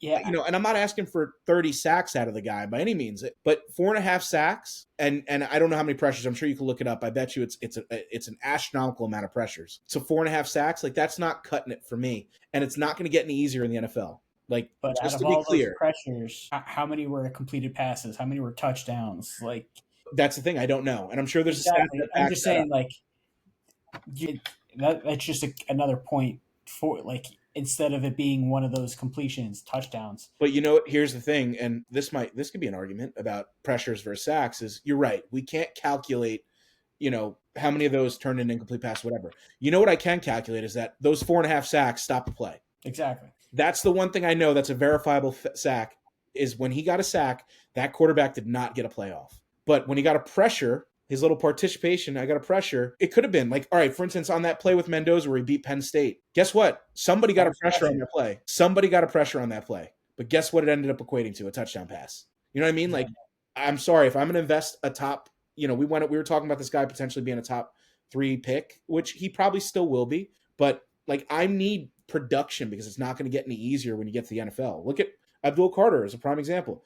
All these pressures, tons of pressures. It really hasn't translated to sacks. And the Giants are a 2-3, whatever they are, 2-3 win team. You know what I mean? Like, as a Giants fan, I bet Steve would be like, dude, just get to the quarterback. Like, just get home. And I know that he's trying. It's not the lack of effort, but it's just that I'm not willing to invest my future. And if I'm a GM, a job in a guy that's got 4.5 sacks. Now he comes out in the playoffs and he completely downs Texas A&M. He's got 3 sacks against Texas A&M, and he puts up stats.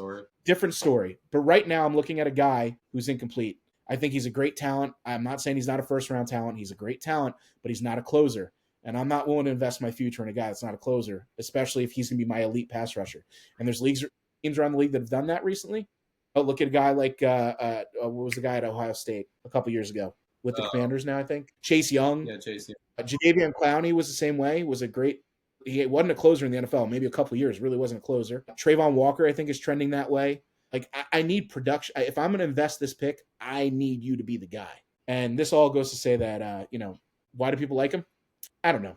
Steve, as soon as you asked that question, I was literally like, it's over. The worst person yet. Yeah. I'm saying this. He texts me. The worst case scenario is they draft a guy like Ruben Bain.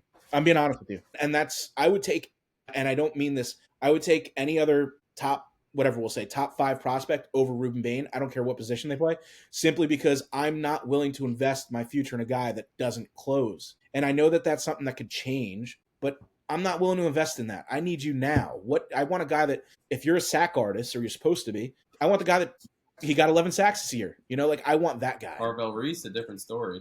You want that. Arvell Reese, I would take in a heartbeat because he's not a full-time pass rusher, hasn't been a full-time pass rusher, and he still profiles as a better pass rusher than Ruben Bain. Let's talk about, just real quick, I have a few keys of the game here. So when Carson Beck gets into his funks, his turnover, streaks, that can be an issue for Miami. And we saw that in the 2 losses that they had this season. When he's able to protect the ball, Miami offense is clicking and they usually win the game. Miami's a really good red zone offense. They usually get the job done if they get the ball within the defense's 20. Has an exceptional pass rush. So, can that Miami offensive line, which they really built up this season, and it's been actually a strong point for them, can they protect Carson Beck this game? Because I do think Miami's going to have to pass the ball in order to win this game. It's quite the opposite for Texas A&M, in my opinion. They're run the ball, Texas A&M. Use that play action, get Marcel Reed moving, get your running backs involved in the game, dominate the line of scrimmage. I think they'll be able to win that game, especially in front of a whole crowd. But if you have another circumstance where you fall behind, what was the game they fell behind by 30-14 or something? South Carolina. Yeah. If that happens in this game, you're not coming back against Miami. Don't play around with Miami. Try to control the clock. Try to go up by 2 scores. I'd be pretty comfortable with a 10-point lead against a Miami team. But the further you keep Miami into this game, and the more you get them believing, I think that's trouble for Texas A&M right there. If I'm Miami, I'm watching the whole first half of the South Carolina game to see how they took apart A&M and how they got Marcel Reed to turn the ball over so much and get in his head. Because in the first half, he looked unplayable. Yeah. He almost ruined the whole season for me. After that game, I had a bad taste in my mouth about Marcel Reed. And I was so impressed, when he beat Notre Dame and, some of the other games he had this season. But that game, just how bad he looked in the first half, I was like, is this really the guy we thought he was? And he almost fell out of every Heisman voting after that game. I keep hitting my table. But, yeah, I guess we'll do predictions. Why don't we shift it over? We'll do the Adam Rittenberg interview real quick, and then we'll come back and get quick predictions out. So I'm going to bring in Adam Rittenberg from ESPN. Covers college football, and I guess we'll jump right into it. So I want to talk college football playoff. Obviously, it's happening this weekend, but before we get into that, I had a few topics on my mind.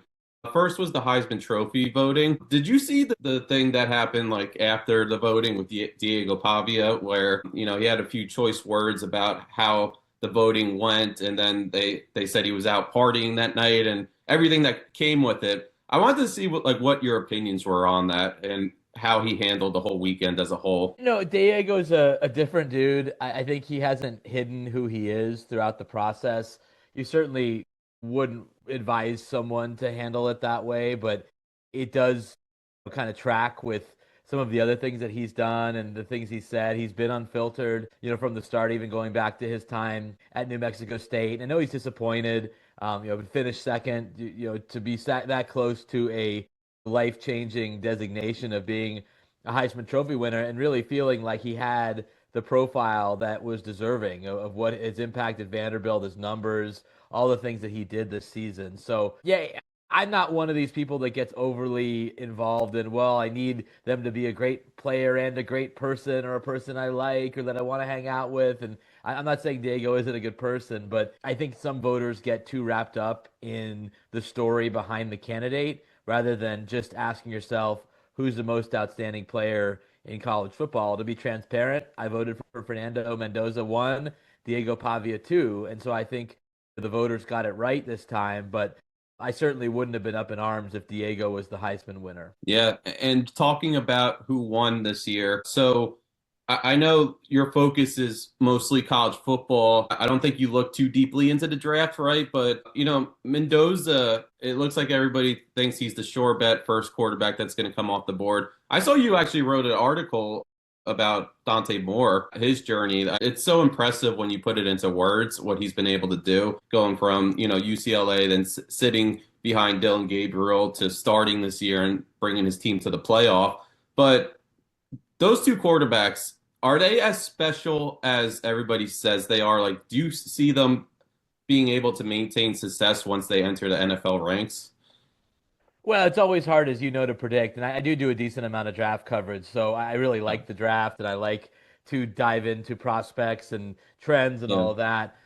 I think both have the ability to be very successful in the NFL. I think Fernando, and you were able to see a little bit more of this in the last few weeks as he gained more attention for the Heisman. He is a very gregarious, smart, even he admitted it on the 60 Minutes interview, a little nerdy. I think incredibly coachable. And he also has these great physical skills. So, like, no off-field issues, no coachability issues. And he's 6'5" and 230 and has a great arm and he's mobile. I mean, man, he looks like a guy that has a real chance to be successful in the NFL. Even if it's not right away, I think his work ethic has been tremendous. And look at the impact he made at Indiana, in just 1 year. Look at the number of teammates who were there to celebrate the Heisman with him. It wasn't like he was a guy who came in with them as a recruit and worked his way up and didn't play for a while. I mean, he's literally there for 1 year. Look at the impact he made on that Hoosier program. And then, Dante Moore, again, if you followed him as a recruit and looked at why he was so coveted, he's got a big-time arm, and he can just do things with his arm that a lot of guys can't.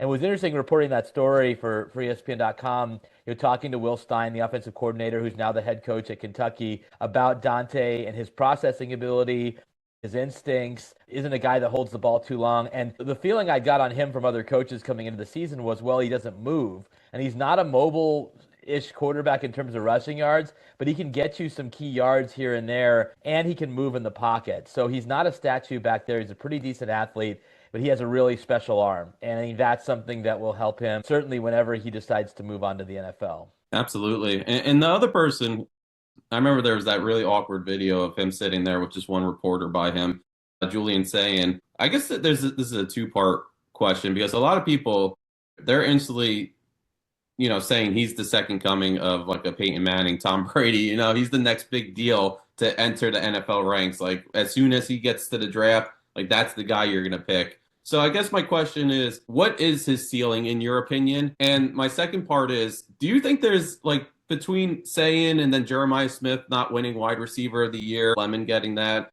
and some of the other stuff that they're trying to bring up as motivational pieces lost in the Big Ten championship game, is that really what Ohio State's hanging their hat on? Or do you believe they don't need that? As defending champs, do they really need that type of motivation? Well, they'll certainly be motivated by the fact they did lose their last game, but this is a team that strives for national championships. They have an elite coach in Ryan Day, an elite staff, so many great players, and so they'll be ready to go.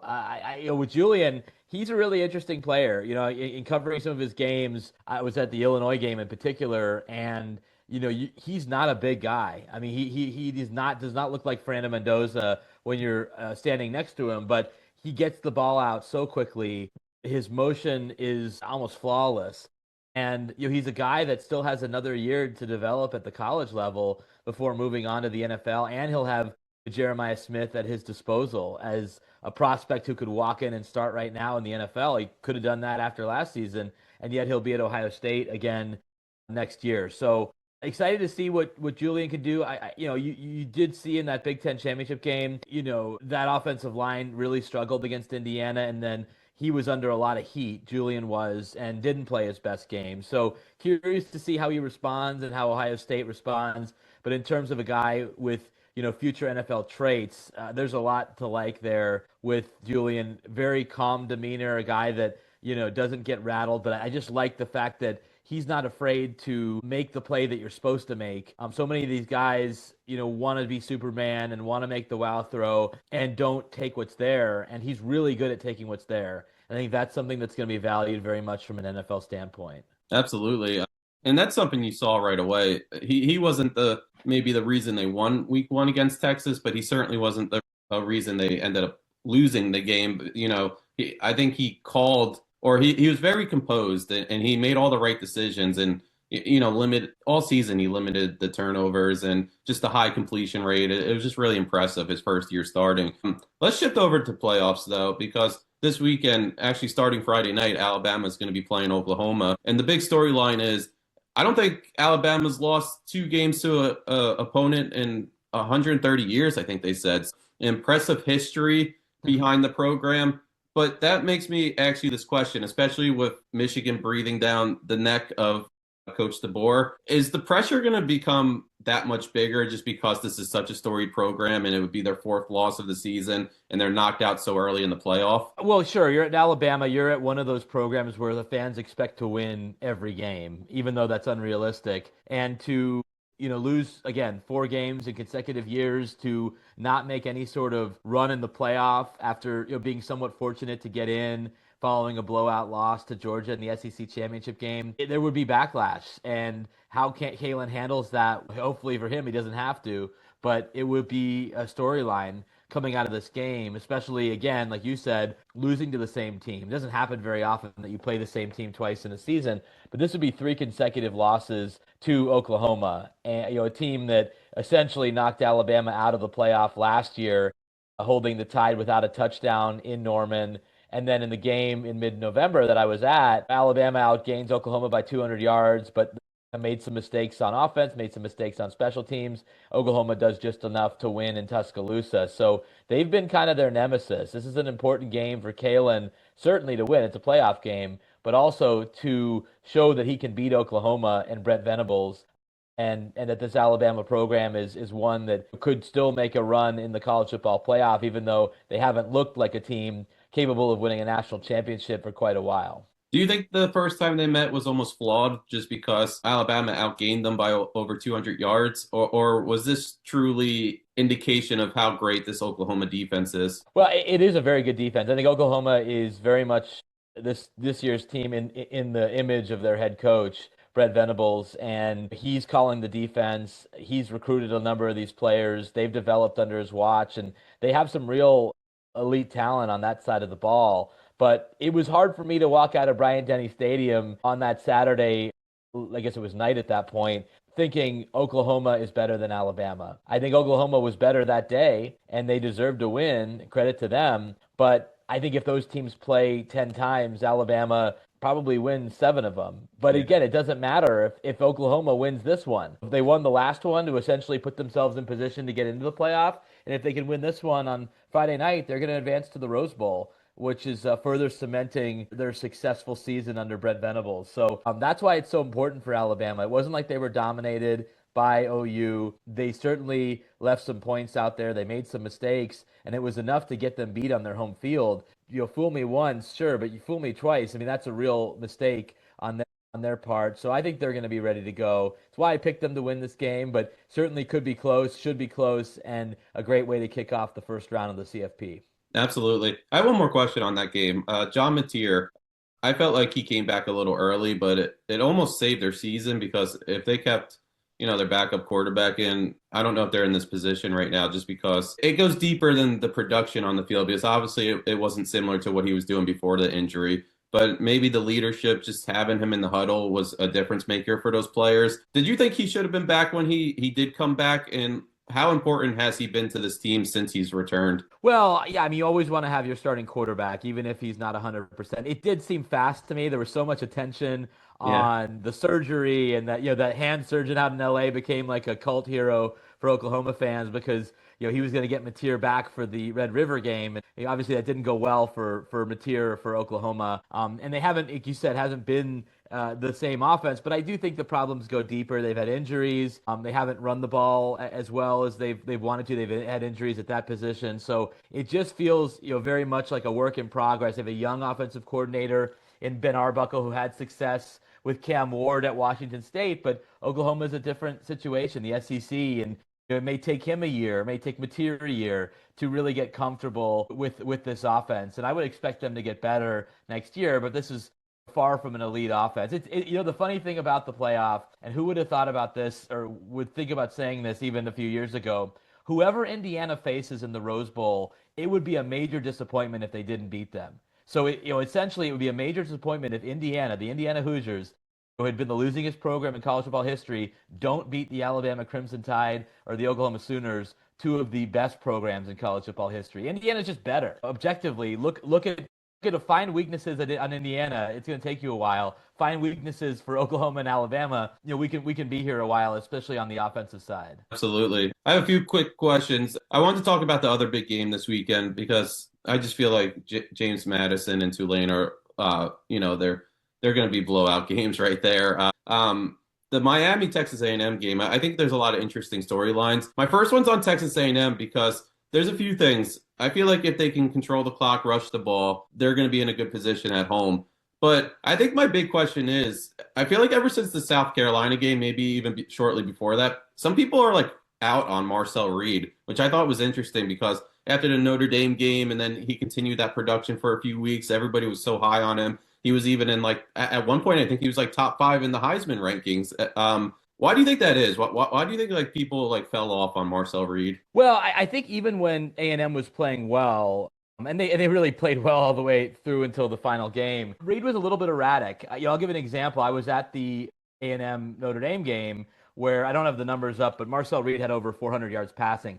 He could have had 550 yards, 600 yards that night. I mean, it was that easy for A&M to move the ball. Their receivers were running free. So even in that game, I think he was barely 50% completions. And then even in the LSU game, throws that interception, I think 2 interceptions in that game, and then struggled against Texas. So I think there's just a hesitancy against the elite defenses in big moments. Is he going to play consistently enough? We know Marcel can make the big play, the wow play. He's a highlight type quarterback, but is he consistent enough when you're facing really, really good defenses? And they're going to have that in Miami. Miami's defense, to your point, from an NFL standpoint, a lot of future pros on that defense, especially up front. Corey Heatherman has done a fantastic job as their first-year coordinator. And Marcel's got to, move the offense and score points, but I think it's almost as important for him to limit the big error, the pick six, the turnover deep in your own end. That's going to get you beat against Miami, even at Kyle Field. So I'm very curious to see how he plays. I know he'll have some highlights, but is he going to limit those mistakes? Yeah, and on the other side, I just feel like all over that team, there's a lot to prove from people not believing they should have been in, maybe like a Notre Dame, whoever else, Texas, Vanderbilt even, a lot of people wanted them in. But, Mario Cristobal, I feel like he has a lot to prove with this game. I feel like Carson Beck has a lot to prove. All over that roster, Beck could significantly probably improve his draft stock with a great game here and a great playoff performance. But what can you say about this team? Because I feel like when I look at that roster, it has to be one of the most talented rosters in this college football playoff. But they also have losses to SMU, and who was the second one? It was Louisville, yes. So they have some pretty bad losses where they played down to opponents, but I got to believe they're going to be up for this game. What can you say about Miami heading into this? Right. Yeah, I think you put it well. In terms of overall just talent, they're up there, with Ohio State, with Georgia, those types of teams. And again, can they put it all together? Can they limit the big mistakes? It's a big moment, like you said, for Carson Beck, who, again, a couple of years ago at Georgia was looking like the top draft eligible quarterback. Gets hurt, unfortunately, had an up and down season for the Bulldogs last year, and he even had some low moments this year in those losses. But he certainly has the ability to play at the next level, and this is going to be a great opportunity for him on the road against Texas A&M, and then against Ohio State if they win the game, to change the view of him maybe outside the program and in some of those NFL circles. And then it is massive for Mario Cristobal. And I know the Miami folks will say, well, look at where he's gotten us to, and look at the talent that he's brought in. He's always brought in talent. It's never been the issue. It's been winning these games and avoiding some of the key coaching decisions that have hurt them at times in games that they should win. This goes back to his time at Oregon. And so he's very much in the spotlight in this game because it'll probably be close. His guys are going to give himself a chance.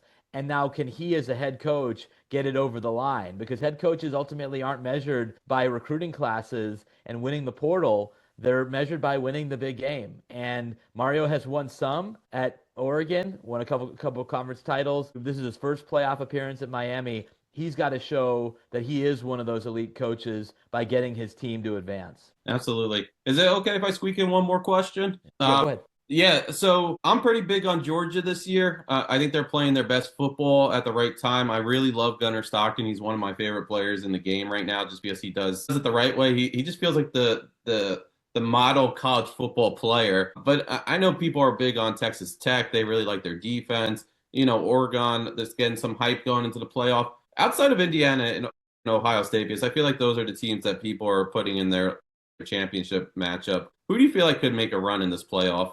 Well, I think Georgia is absolutely capable, and talk about a team that will be motivated, having lost in their first appearance in the Sugar Bowl last year. They're better offensively. Gunnar Stockton, I don't think, gets enough attention nationally for how good he's been. There's been no quarterback in college football who has been better in the fourth quarter than Gunnar Stockton, and that's what you want to see going into the playoff. I think he's got better receivers around him. They always have running backs. They always have a pretty good offensive line. So Georgia's one. And then I'm really curious about Oregon. Oregon, to me, has been a team, Stephen, that throughout the year I felt was a year away. You look at their depth chart, a lot of first, second, and third-year players, but they are getting healthy at the right time at wide receiver, maybe even a chance that Evan Stewart makes his debut for the Ducks this season after his injury back in June. And if they can get it rolling offensively, they have so much talent really up and down their roster, very good at the line of scrimmage. We talked about Dante. They have multiple running backs. So they're pretty deep in a lot of areas. And if they can get that offense rolling, they're going to be tough to beat, even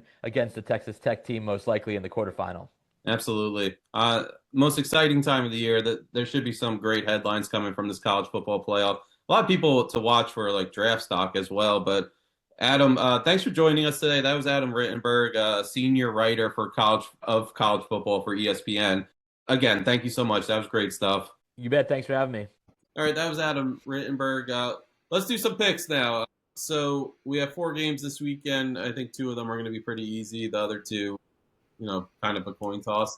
Let's start with Friday night. It's Alabama, Oklahoma. Do we just want to do straight up, or do we want to go by what Vegas is doing? No, I think I'm just going straight up. Yeah.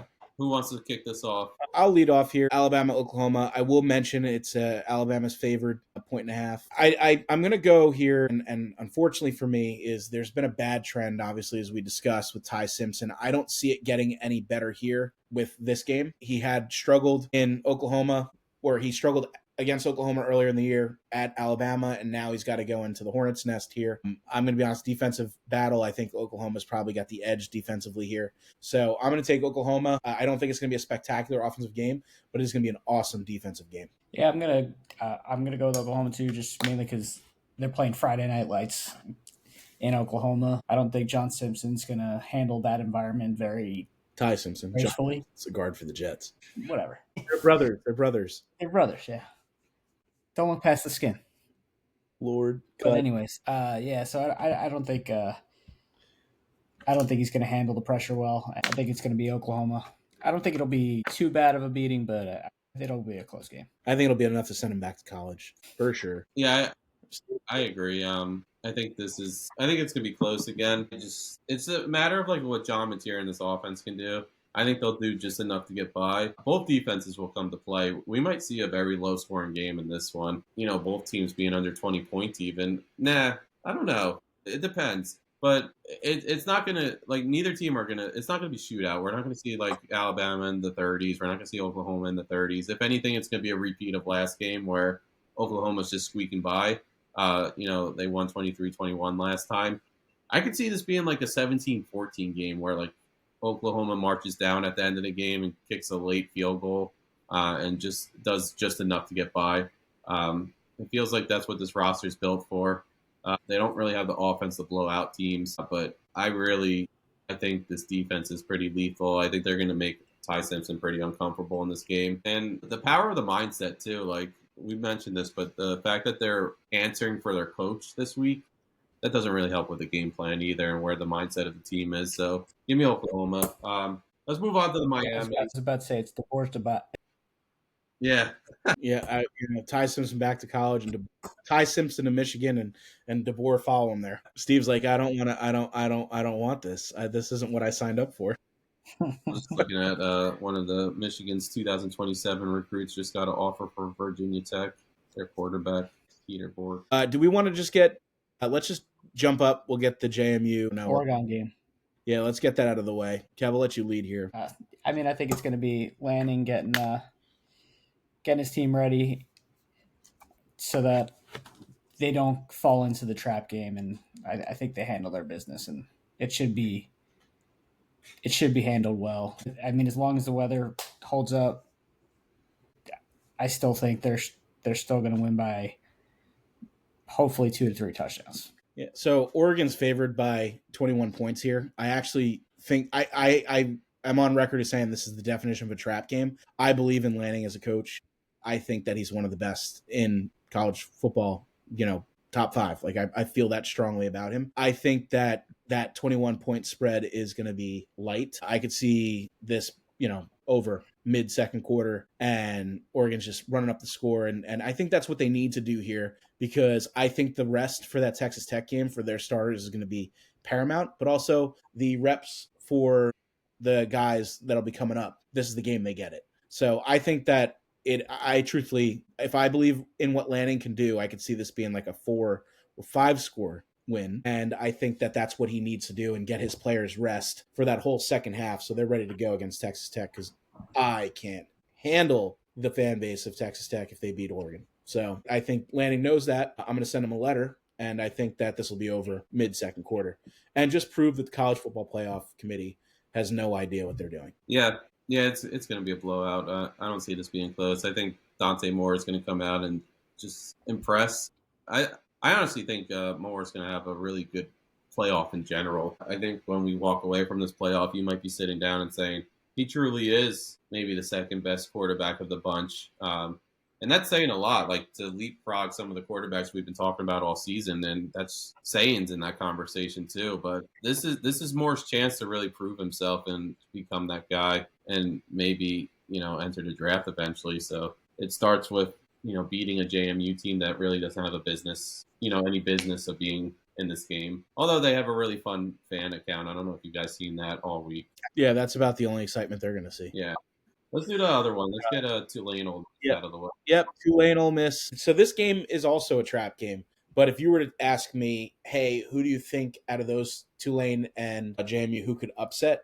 Tulane's kind of coming into while they have their own drama, which it hasn't been spoken about as drama, with Summerall leaving and actively recruiting for Florida and stuff. But Ole Miss they're a beaten team right now. And I don't mean physically, I mean mentally. They've had nothing but cameras in their face since Kiffin left, questioning the team, questioning what he did, questioning how they felt. Did they want him? Did they not want him? I think that it's a lot for a team preparing for the college football playoff to go through. However, I think that this game, the spread on it is 17.5. I think that's probably true. I think that Ole Miss will get it done. Obviously, they should. It's an inferior opponent, but I think that this is going to be this is probably the extent of Ole Miss's playoff run. This is a gift they'll be able to get through as long as mentally they're all somewhat okay. But it's just going to prepare them for the boot to the ass that they're going to get next week. Yeah, I agree. I think they played in the beginning of the year, and it was 43-12. Like very little. It was ass. It was an ass whooping. Yeah, it was an ass whooping. That when they play there, I don't see getting much. Yeah, it's not going to change. 45-10. Yeah, they're gonna go. I mean, unless the Ole Miss goes in there and says, "Oh, we already beat them by this much," and they get too much complacent and shit. So, but I still think Ole Miss handles it. Yeah, this is probably gonna be the blowout of the weekend for me. I just don't see how Tulane's gonna hang around with Ole Miss, and Ole Miss actually has a lot to prove themselves. Chambliss, I saw today. Did he say in an interview that he might be in college again next year? So I've been seeing mixed things. Like he's out of eligibility, but then some people are saying he could come back to college. He had an active lawsuit, right? Didn't he have an active lawsuit against the NCAA? Maybe that's what it was. So if he's back next year, like there's a chance he's transferring to a LSU's, an LSU, all those big schools will be in play. So, he really wants to make himself appealing to those schools. If it doesn't work out for him where he doesn't win that lawsuit, then he has to go look at the professional ranks. So he has to continue to build his profile for that as well. So this is an important game for someone like Chambliss. This is also an important game for their coach, who's, it's his first game as the head coach. And, I know Ole Miss said he's the permanent coach, but this is really going to be telling for like what the future is going to look like and what his game plan and his play calling is going to be during a live setting. I really think Ole Miss is going to come out and they're going to light the world on fire. I don't know if the next round it will be like that. I probably won't be picking Ole Miss much further than this, but Tulane, just like JMU, doesn't really have any business being in this playoff. Last game, Alabama. No, we already picked that game. Miami, and I'm getting tired. Miami and A&M. Texas A&M. Can't even think anymore. Who we got for the Steve, do you want to lead with this one? Because I think me and you have the same mindset. And yeah. Well, you're tired. I'll lead. All right. I think Miami's going to go into Texas A&M and actually win this. This is my upset of the weekend. We've seen it before. They played very well in games that they hyped up. So I think back to the Pitt game, who Pitt played, like Georgia Tech tough down the line. That they beat Georgia Tech and they played other teams tough throughout the ACC competition, and Miami just came in and just crushed them. And we go back to the beginning of the season when they played Notre Dame. This is, like Mike said earlier, this is the most talented roster. It could possibly be the most talented roster in all of college football in this entire playoff. It's just a matter of putting it all together. I think they put it together here. Once again, another important game. Like Carson Beck, he has a lot to prove himself, so why not now? And for what it's worth, Marcel Reed just doesn't do it for me. I hate to say that about a kid, and he's back next season. So, next season he could prove his worth, and he's done it this season, but he's probably, in my opinion, had the easiest SEC schedule this year. And, there's some games that you sit there and you're like, wow, like this is not the Marcel Reed I saw in previous games. So he's extremely inconsistent, in my opinion. And you put him against a fast defense like Miami, like what's going to happen? I just think it's going to result in a loss. So I agree with Steve. I'm going to pick Miami this week. And I'm actually going to just want to give input. I completely shit on pressure stats, right? Like I really did. I shit all over the pressure stats from Ruben Bain. However, Reed is very affected by pressure. And I'm not talking about sacks. I'm talking about Reed, for some reason, you get a guy barreling down on him, and you saw it against South Carolina, who's really not a fearsome defense. And I keep going back to that game because it's really unfortunate because it's one of the best comebacks we've probably ever seen, but it never should have been a game to begin with. And I think that Ruben Bain, this could be a show out for him and almost like a shut up game for me in terms of I could see him coming out and the pressure's equating to sacks and him shutting down Reed. Reed is very, like I said, he gets flustered real easy. Out of all the quarterbacks in the playoffs, outside of Tulane and JMU, which I don't even want to bring up, he is the weakest, I think, of the field in terms of quarterback. And listen, that's no slouch. I mean, you got guys ahead of you that are, potential first round picks. So, but he's affected by pressure too much. The one thing Miami does, they may not close, but they get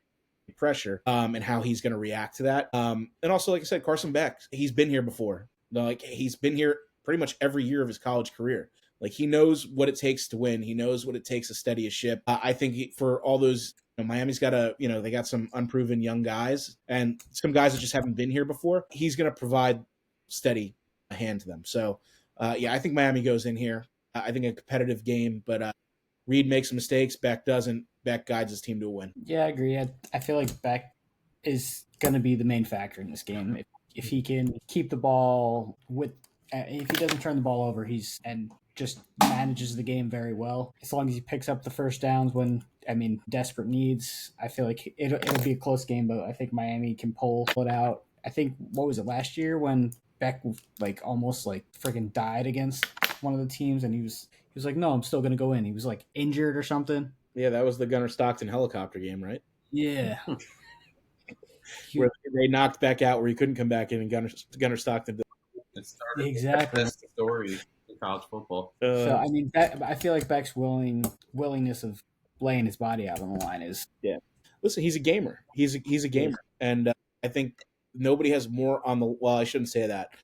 There's guys that have more on the line, I guess. But Beck could really enter himself into the first-round conversation with a very strong playoff. If he guides his team, and let's just say, I don't think it's what happens, but let's say he somehow guides his team to a national championship, there's NFL teams are going to take note of that. And for him, he has a lot to lose because he's not considered a first-round talent right now. And with a strong playoff, he could be. I don't know if he'll ever get the rise that Mendoza had, but he could. We could see him as a back end of the first, like a Jackson Dart type situation, which I'm sure he'd sign up for at this point. So. A lot of storylines can unfold, and it starts this weekend. So that's our picks. I think a lot of us are on the same page with our picks this weekend. But it should be fun. There's two very good games, keep in mind. I'm really looking forward to Friday night's game. I think that's going to be a fun one. And Ole Miss versus Miami, not Ole Miss, Miami versus Texas A&M should be an exciting one as well. So we'll continue to keep you updated throughout the college football playoff. We also have to talk transfer portal at some point. I think we'll discuss that next week, and maybe Mike will have a decision on who his new favorite team's going to be. Because remember, life is too short. Wearing the banana hammock, or am I wearing the singlet or a Speedo, or the banana hammock? Yeah. But a lot to look forward to next week. Thank you to Aaron Fentress from the Oregonian, whatever you want to call it. And thank you to Adam Rittenberg of ESPN. Both fantastic interviews. Very excited to put it out because of those two. And just a great discussion of college football tonight. I'm really pumped to get this out. But, have fun watching the playoffs this weekend, and we will catch you next week. I got some closing statements. You got to hold on here. Okay. 1, don't cheat on your wife and try and kill yourself with a butter knife. 2, screw you, Notre Dame. 3, screw you, Big 12. 4, screw you, Texas Tech. Everybody have a great night. I like it.